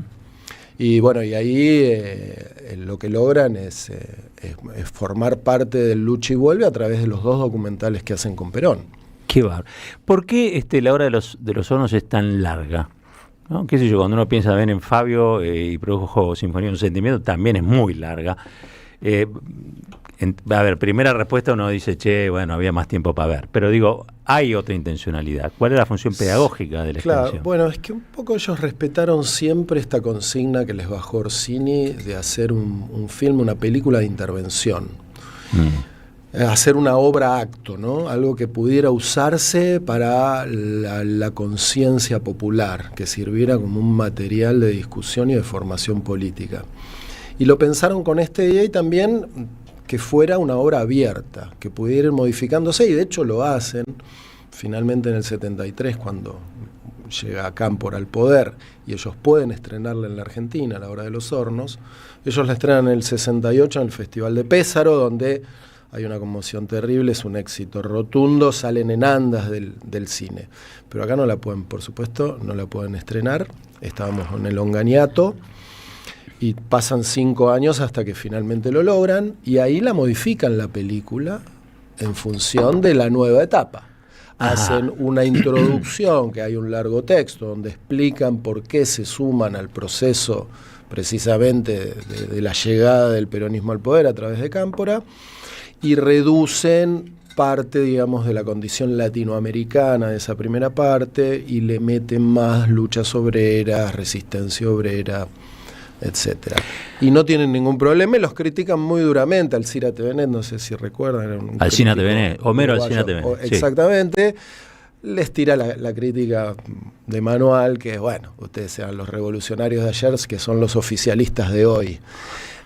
Pero no, ellos no encajan el golpe y dicen, bueno, esto nosotros siempre la pensamos como un instrumento, un instrumento de formación y de ilustración política. Bueno, pasaban muchas cosas, creo que el objetivo era ese, pero pasaban muchas cosas con una película dada en clandestinidad. Por lo tanto, se tenía que buscar algún lugar, un ámbito, trasladar en ese momento el celuloide, digamos, ¿no? Las cintas, todo eso era una peripecia. Sí. Cada proyección era en sí misma una peripecia. Sí, era una peripecia, y precisamente parte de los efectos sociales de la película tienen que ver con ese momento y con esa experiencia de verla en la clandestinidad.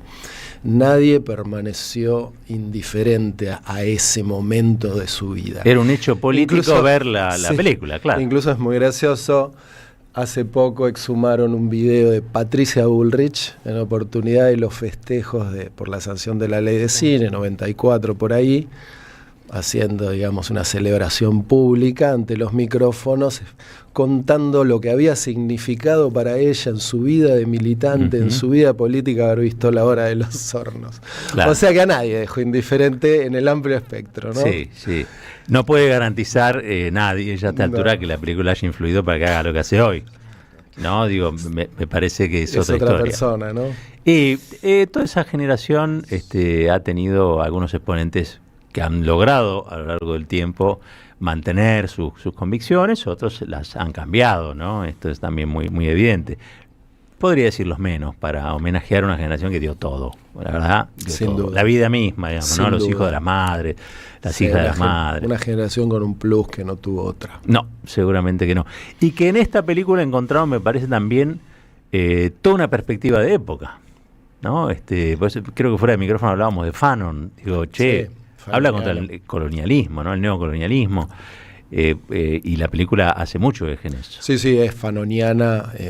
Digamos, Fanon hacía una convocatoria, digamos, a liberarse y establecía este concepto de neocolonialismo que sirvió muy bien a Pino para poder vincularse al resto de las revoluciones en el mundo, pues nuestras guerras de independencia las habíamos tenido hacía siglos, y en África y en Asia se estaban disputando en ese momento. Entonces, con el concepto este de neocolonialismo, que era básicamente los colonialistas asociados con las élites nacionales, buscaban expoliar nuevamente a esos países, ¿no? Entonces ahí arma como el concepto un poco de tercer mundo. Y sí, un clima de época y además traducido en un lenguaje muy efectivo, porque Pino había sido un director de publicidad muy exitoso y un gran cinéfilo, ¿no? Iba al Cine Lorraine. Bueno, esa es otra de los espacios deudores de esta película, es el Cine Lorraine y su programación de cine de autor. Acá fuimos vanguardia en ese sentido de ver Eisenstein, Bergman, todos los grandes directores americanos. Pontecorvo, la batalla de Argel. Pontecorvo, etcétera. Y Pino se formó en esas salas. Primero iba cuando había funciones dobles, primero iba como espectador para impregnarse de la película y en una segunda visualización anotaba las puestas de cámara, cómo habían resuelto las escenas, la dirección de actores, todo eso. Entonces, bueno, la película era un patchwork de todas esas corrientes, digamos, creo que no queda ninguna, el realismo soviético, la Nouvelle Vague, realismo italiano. El realismo italiano, el cinema nuevo brasilero, toma de todas esas corrientes y hace una película muy efectiva en términos audiovisuales, es muy potente para verla. ¿Es el surgimiento también de Cine Liberación? Claro, exactamente. Bueno, la presentación de Cine Liberación, si bien habían hecho una suerte de documento donde se presentan y se explican, es hasta el estreno de la obra que se conocen, porque firman la película como Grupo Cine Liberación. Y a partir de ahí, algo en paralelo, en el cine de la base de Raimundo Gleis, el Realizadores de Mayo, digamos, hay toda una corriente de cine de vanguardia e intervención que lo que buscaba era acompañar ese proceso revolucionario. Pues, situémonos en la época, el capitalismo iba a morir, y el tercer mundo iba a lograr el espacio que merecía, ¿no? De igual a igual. Y estaban todos convencidos de eso.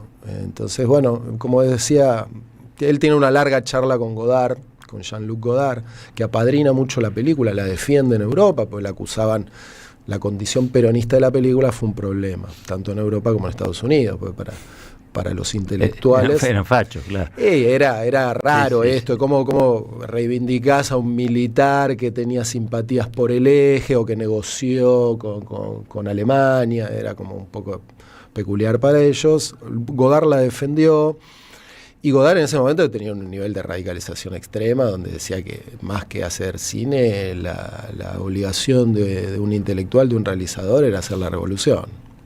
Claro, bueno, por eso decimos, creo que en función de lo que es este artefacto, habla de una época que es una época que todavía irradia, ¿no? Sobre todo porque hay algunas cosas que siguen vigentes. Por eso hablábamos hace un ratito del neocolonialismo o el colonialismo, que ustedes saben, digamos, ¿no? A partir de la doctrina Donroe, por ejemplo, se pone muy de moda, con lo cual también se pone muy de moda revisitar la obra de los Hornos, me parece, y hacerlo con un libro indispensable, que es el libro de Felipe Selesia. Lo pueden encontrar en las mejores librerías del país, se dice así, ¿no? En las mejores librerías del país. Ahí está, La Obra de los Hornos, linda tapa, muy atractiva, muy atractiva. Sí, y le pusimos ahí un subtítulo un poco provocador, precisamente por esto que decías, Arqueología de un país que ya no existe. Sí. Medio como propuesta para discutir si es un libro de intervención. Si no existe. Es un libro de intervención también, Ponele. Así, ¿qué tenemos ahí, a Patricia? Tenemos a Patricia Burri hablando de Uy, qué bueno, a ver. A ver, pongamos. Me gusta mucho la idea de que esta fiesta se haga en la Casa de Trabajadores. Espero que sirva esta ley para que todos ustedes cuenten nuestra historia, nuestra leyenda, nuestras realidades. Yo la primera vez que me emocioné en el peronismo fue con una película de Pino Solanas, Y eso me hizo, y no sé si algunos lo admiran o no, y yo lo tengo en el Congreso sentado del otro lado, pero no puedo olvidarme lo que fue para mí, en mi historia política, la hora de los hornos. Fue como haber vivido la historia de un pueblo que no había vivido y que me la contaba alguien que la podía transmitir. Bueno, ella era una Patricia Bullrich Luro Pueyrredón. Bueno, esto ya no existe, ¿no? Esta Patricia Bullrich ya no existe. Claro. Pero puede ser que haya sido su primer acercamiento a la historia. No, sin duda yo le creo, porque es un testimonio que se repite en todos aquellos de la generación de los 30, 40, que fue un impacto enorme a su conciencia, a su sensibilidad, haber visto la hora de los hornos. Totalmente. También Qué fuerte. Patricia. Bueno, también creo que, insisto en esto, ¿no? Es una película, es el impacto que genera. Algunos, obviamente, asumieron otro tipo de compromisos y otros han determinado. Pero eso no habla de la película en sí, sino de quienes la ven o de lo que eso genera en esas personas. No, y habla también, creo yo, esa época de valores universales, ¿no? Total. La resistencia al opresor, la libertad bien entendida, ¿no? El más débil, un mundo mejor. Son conceptos que no van a morir nunca, por más intentos que hagan. Están castigados hoy, ¿eh? Sí, están hoy bastante vapuleados, sí, te digo, ¿eh? Pero no van a morir, eso estamos seguros. No. Es que yo creo que una de las claves de esta época, para mucha gente que se bajonea, ¿viste? Es poner en perspectiva las cosas, ¿no? Y ver que cada tanto esto sucede. Estos horrores que vemos han sucedido a lo largo de la historia, pero también ha sucedido lo otro, ¿no? Por supuesto. Pues vos de última estás hablando de una película de dos personas que no venían desde un lugar político que era el del peronismo, pero que entendían e interpretaban su época y que daban testimonio de eso, y que la idea esta del acto de hacer, provocar y producir con la película una escena política, a mí me parece maravillosa. Me parece que tiene todavía mucho recorrido y que lo vamos a ver, lo vamos a seguir viendo durante mucho tiempo. Felipe, te quiero agradecer mucho, che, que hayas estado acá. Te felicito por el libro. Toda la obra de Felipe es muy interesante, ustedes saben. Biografía de Firmenich, la biografía de Ortega Peña, y ahora llega, a partir de este artefacto cultural, un documental político de 4 horas 20, la vieron más de 40 millones de personas, ¿digo bien? Sí, más. La hora de los hornos forjó la conciencia de buena parte de esa generación diezmada de la que siempre hablamos, y forjó la conciencia también, reflejó el espíritu de una época. Mucho de eso parece cosa del pasado, pero como ustedes saben, en la Argentina y en el mundo, yo diría, el pasado no termina de pasar. Casi siempre ocurre al instante, digamos, ¿no? Se sostiene en el presente. Gracias, Felipe. Vamos a ir a una pausa. Yo lo veo al señor Rinconet allá en el fondo del aula. Rinco, levante la mano. Bien, ahora la otra. Detenido entonces. Bueno, listo, 38 minutos pasaron de las 9, tanda, ya venimos. La soledad es un amigo que no está, pero hay una radio que nunca se apaga. Nunca de morir.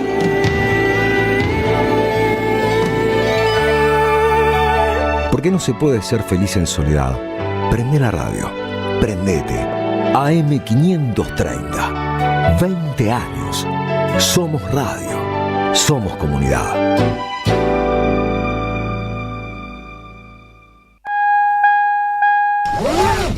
Gracias, mami. Escuchar este mensaje te toma más tiempo que abrochar tu cinturón o la sillita de tu hija o hijo. Un clic que salva. Ministerio de Transporte, Gobierno de la Provincia de Buenos Aires. En Pilar contamos con Mimuni, nuestra herramienta digital de atención ciudadana para solicitar turnos, realizar trámites y gestionar reclamos de manera ágil y cercana. Descárgate la app o chatea con nosotros por WhatsApp a través de 11 52 38 68 64. Las 24 horas del día. También podés acercarte a cualquiera de nuestros puntos Muni de lunes a viernes de 8 a 18 horas y los sábados de 9 a 15 horas. En Pilar seguimos acercando el Estado a todos y todas las pilarenses. Pilar presente con futuro. Teatro Picadero, un espacio de arte y encuentro. Reí, pensá y emocionate. Vení a nuestro restaurante y completá la experiencia. Consultá la cartelera en teatropicadero.com.ar. Teatro Picadero, mucho más que un teatro. Seguí a la Cámara de Diputados de la Provincia de Buenos Aires a través de sus redes sociales y entérate de todas las actividades legislativas en Instagram y Facebook como @diputadosBA y en Twitter como HCDiputadosBA. Argentina desaparecida. Matar una generación en nombre de la patria financiera. El nuevo libro de Gustavo Campana. El neoliberalismo a sangre y fuego de la dictadura y los procesos que, en democracia, continuaron con el plan de Martínez de Hoz. Argentina desaparecida, a 50 años del golpe. Disponible en todas las librerías. ¿Sabías que estás increíblemente cerca de una de las catedrales más importantes del mundo? ¿De un teatro a la altura de la Scala de Milano? ¿De un museo de ciencias naturales tan impactante como el Smithsonian de Washington? ¿De un parque infantil que inspiró al mismísimo Walt Disney? ¿Y de la primera ciudad planificada de Latinoamérica? Sí, todo eso lo encontrás en La Plata, además de una increíble gastronomía, los mejores planes y plazas diseñadas para enamorarte. Redescubrí La Plata. Estamos acá, increíblemente cerca. Municipalidad de La Plata. En la Defensoría del Pueblo podés hacer tu reclamo todos los días las 24 horas.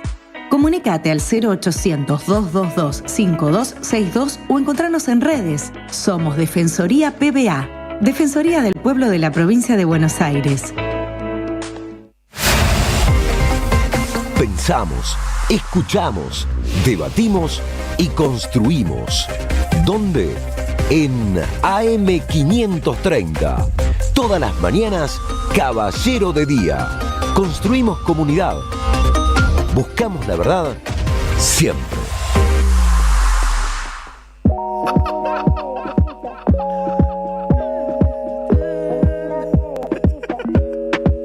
Cuando ella baila, se le ve debajo esa minifalda.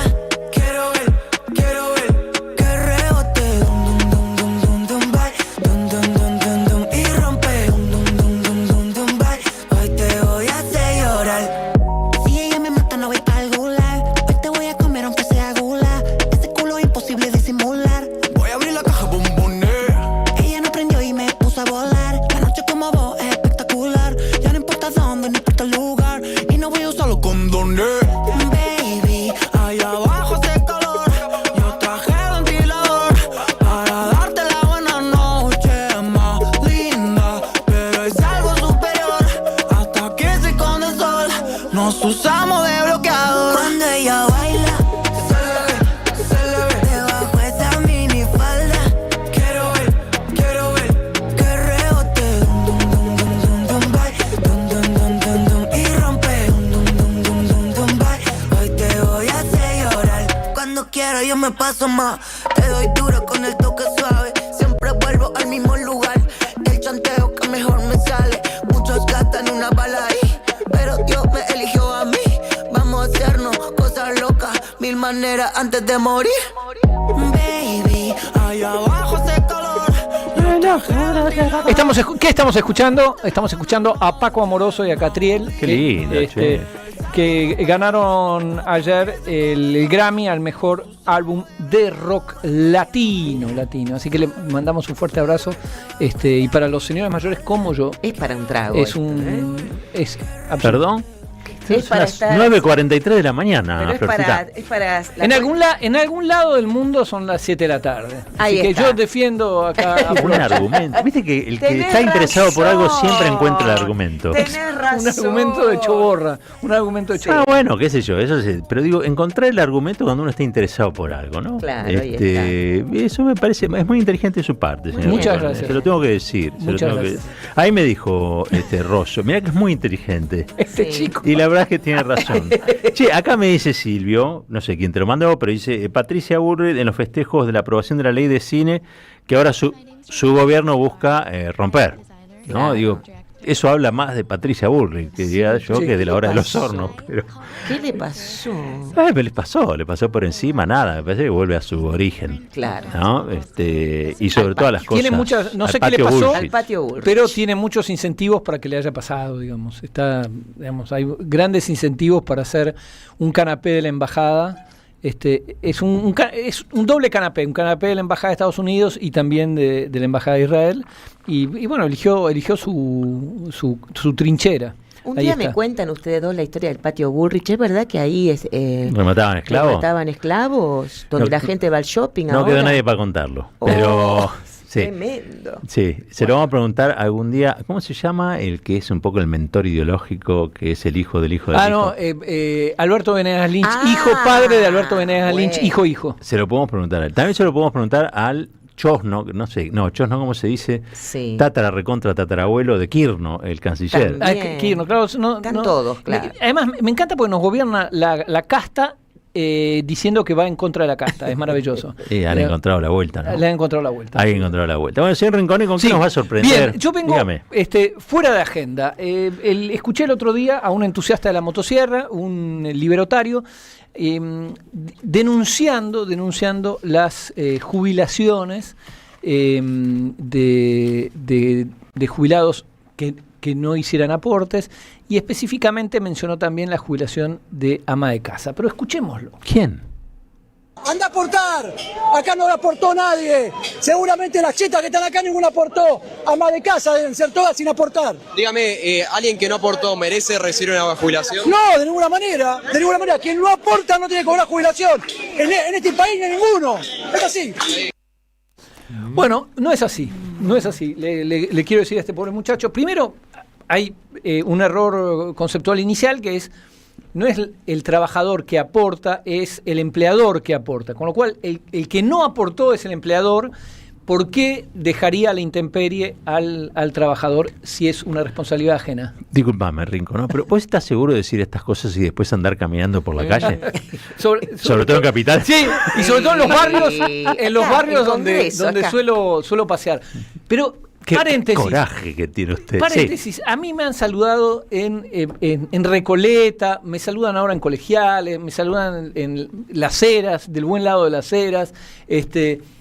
Yo creo que ahí hay un ejército silencioso que uno no Mirá qué lindo no lo que percibe. decís. Sos Sos una especie de quinta columna vos, ¿no? Una quinta columna. En proyecto. Sí. Recoleta había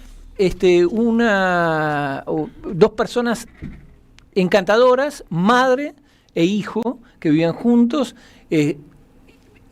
muy aristócratas ambos, y eran de misa los domingos, ahí en la Plaza Vicente López. Y los dos me saludaban afectuosamente y decían que me seguían en las redes y que era muy interesante lo que hacía. Y era claramente, estaban del otro lado, al menos socialmente, pero de este lado políticamente. Las cosas que genera usted, ¿no? Digo, la verdad, hay que Exactamente. decir. Ojo, es lo que genera el peronismo, es como lo que le generó a Patricia Bullrich en algún momento, lo que le generó A Pino Solanas a Getino. hasta el final. Pero no, quería volver sobre el tema de las jubilaciones, que es un tema de lo más interesante, porque nuestra derecha, hoy extrema derecha, ha logrado permear una serie de toxinas. Por ejemplo, esto de que quien no hizo aportes no merece de seguridad social. Primero, insisto, el que hace aportes es el empleador. Pero además, no está dicho en ningún lado que recibir una jubilación depende de algún tipo de aporte o lo que fuera. Si vamos al 14 bis, el 14 bis, como bien sabe usted, señor Caballero, el 14 bis es un condensado de el residuo que quedó de la Constitución del 49, después de anular la Constitución con un bando militar, los golpistas del 55, por acción del radicalismo, dejaron ese 14 bis como una prueba de buena voluntad. El trabajo, ¿qué nos dice ese artículo? El trabajo en sus diversas formas gozará de la protección de las leyes. No es que, mirá esto, bueno. El Estado otorgará los beneficios de la seguridad social y jubilaciones y pensiones móviles encima. Digamos, en ningún momento a los constituyentes le pareció relevante decir, pero los que sí, los que no, es un derecho. Ahora, los aportes los financian, sí, es una forma de financiación que de hecho ni siquiera financia todas las jubilaciones. No, claro. Las jubilaciones se financian con aporte del Tesoro Nacional, con lo cual todos los argentinos aportamos indirectamente a las jubilaciones. Es una pelotudez supina decir, no, esta persona que nunca aportó, el trabajador no declarado, el ama de casa, todo el mundo participa comprando con el IVA, digamos, a través del IVA, que es el impuesto más regresivo y el impuesto del que vive el Estado, aporta. Y ahora voy más allá, que es la jubilación de amas de casa. Amado Boudou suele decir que el concepto jubilación de ama de casa fue lanzado con voluntad de dolo, digamos, que era como el descamisado, el grasita. Y el peronismo, ¿qué hizo? El kirchnerismo lo tomó y dijo, sí, por supuesto, son jubilaciones de ama de casa. ¿Por qué una ama de casa que trabajó toda su vida no recibiría una jubilación? ¿Quién dice que tiene que trabajar en el sentido de ir a una oficina o a la fábrica? Todo el mundo trabaja, que eso es otro concepto que nos han hecho, que la derecha o la extrema derecha nos hace olvidar. En la Argentina, salvo quienes tomaron la precaución de nacer ricos herederos, que son muy poquitos, el resto labura y mucho, ya sea en trabajo, en empleos declarados, ya sea en empleos no declarados, más llamados empleos en negro, ya sea en tareas de cuidado no remuneradas. Todo es trabajo y por lo tanto, si nos remitimos a la Constitución, merecen una jubilación. Ahora, ¿no alcanza con los aportes? Busquemos otra forma de financiación. Bueno, es que ahí vos creo que das en el clavo, ¿no? Con este tema. Creo que nunca se dijo esto. Pero tiene que ver con, en una economía que crece y se expande, las jubilaciones son mejores. En una economía que se achica Exacto. y que vive de ajuste permanente, las jubilaciones son peores. Tiene que ver con la actividad económica, esencialmente. Como es un componente que va desde aportes patronales y de los trabajadores hasta impuestos, algún porcentaje de los impuestos, el IVA, por ejemplo, que lo pagamos todos y todas, todo eso depende de una economía que crece. O sea, si la economía no crece, las jubilaciones son malas per se. ¿Por qué? Porque se recauda menos, es decir, no tenés el aporte ese. Hay menos trabajo, es decir, hay menos trabajadores registrados, con lo cual los aportes son menores.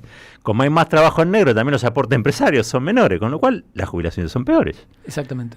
El tema es votar bien, quiero decir, que haya proyectos que hagan crecer la economía, ¿digo bien? Absolutamente.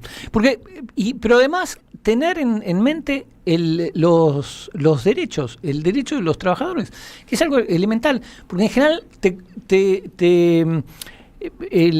todo lo que tiene que ver con los trabajadores te hablan de una cuestión que no es absoluto, sino es algo que depende de la coyuntura. No hay plata. Ahora te dicen, no hay plata. Pero no le decimos a Galperín, no hay plata para darte los subsidios. No le decimos a las grandes empresas argentinas, no hay plata para que la gente pueda pagar. Vos estuviste viendo la hora de los hornos. Claro, pará. Son dos cosas diferentes, Pero además, la jubilación de ama de casa fue un salto a nivel de derechos ciudadanos colosal, que generó una ola de bienestar en un sector sumamente golpeado, porque era todos conocemos el truco.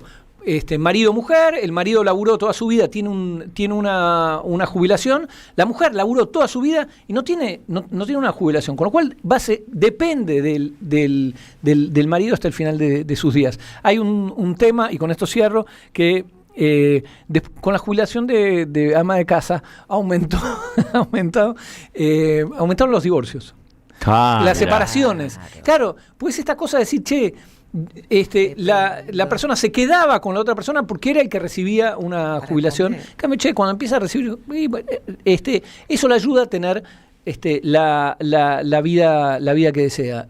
Defendamos esto y no escuchemos más, digamos, refutemos esta toxina reaccionaria diciendo que quien no aportó, porque además siempre se presenta de esa manera, no tiene derecho. Derecho tienen todos.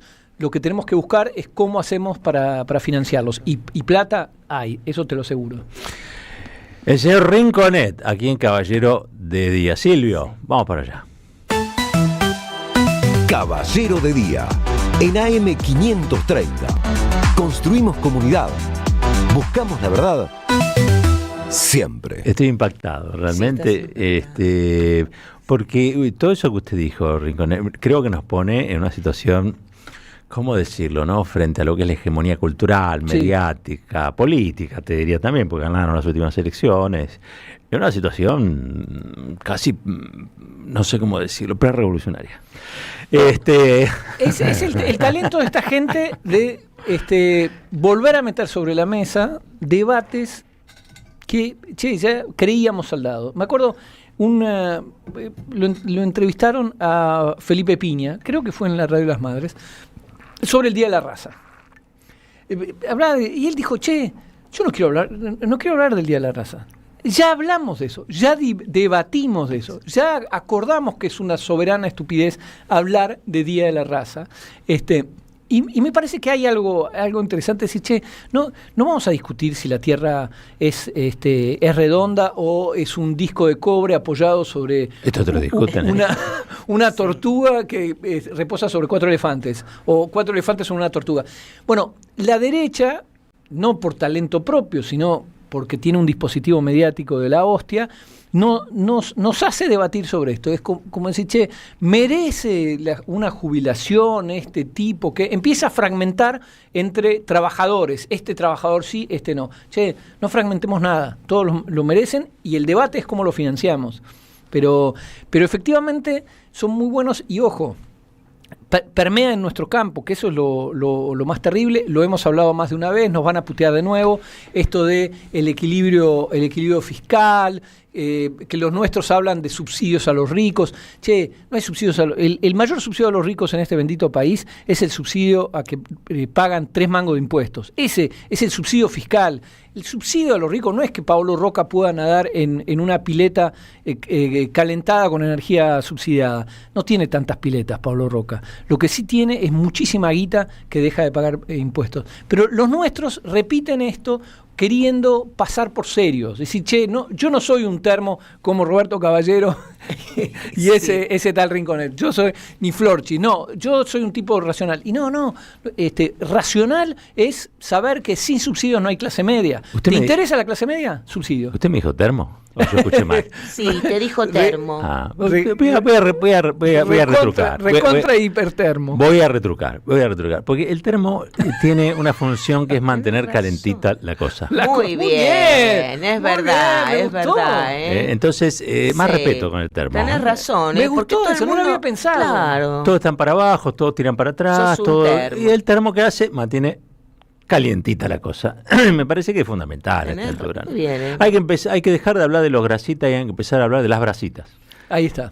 Porque es lo único que va a encender alguna vez el asunto, ¿no? Me parece a mí. Uno a esta altura veo que se pregunta muchas cosas. ¿Habré estado bien en esto? Yo cuando pregunto así y me respondo, casi te diría que hay 5 que sí, hay 5 que no. Pero bueno, nada, uno elige y le va metiendo para adelante, va pecheando para adelante. Y me parece que es lo que hay que hacer en este tiempo. Les recomiendo, obviamente, que vean La Hora de los Hornos. 4:20 en los que van a poder poner la cabeza en otro lugar, que es muy parecido a lo que pasa actualmente, pero visto desde otro lugar. Desde otro modo. Entonces, se lo recomiendo. Hay cosas interesantes. Si eso me hace termo o no, lo dirá la historia.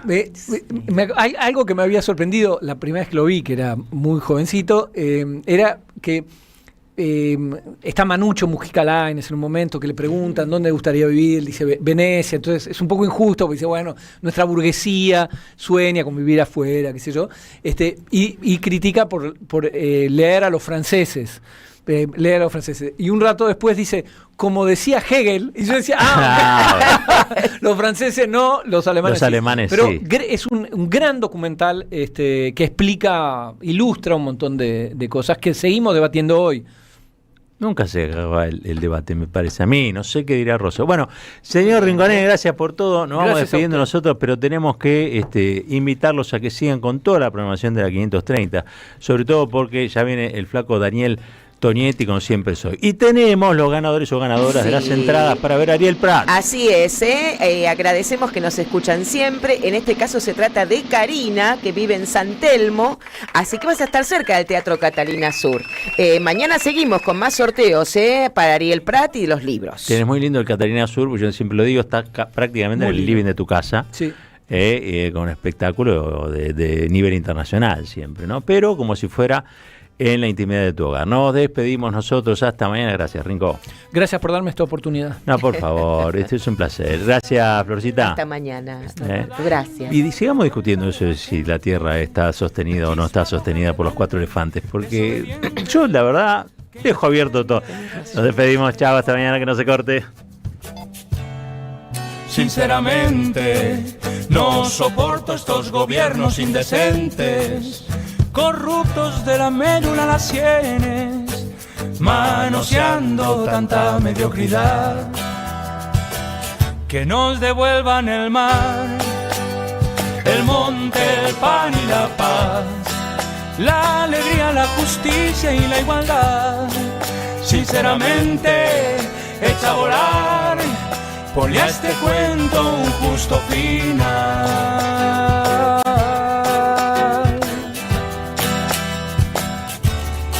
Sinceramente, nuestros muertos serán esa simiente, un corazón que golpee lentamente, una semilla que será una flor. Sinceramente, habrá que echarle corazón, uñas y dientes, amor y rabia que resisten nuestra gente. No vencerán, no pasarán. Que nos devuelvan el mar, el monte, el pan y la paz, la alegría, la justicia y la igualdad. Sinceramente, echa a volar, ponle a este cuento un justo final.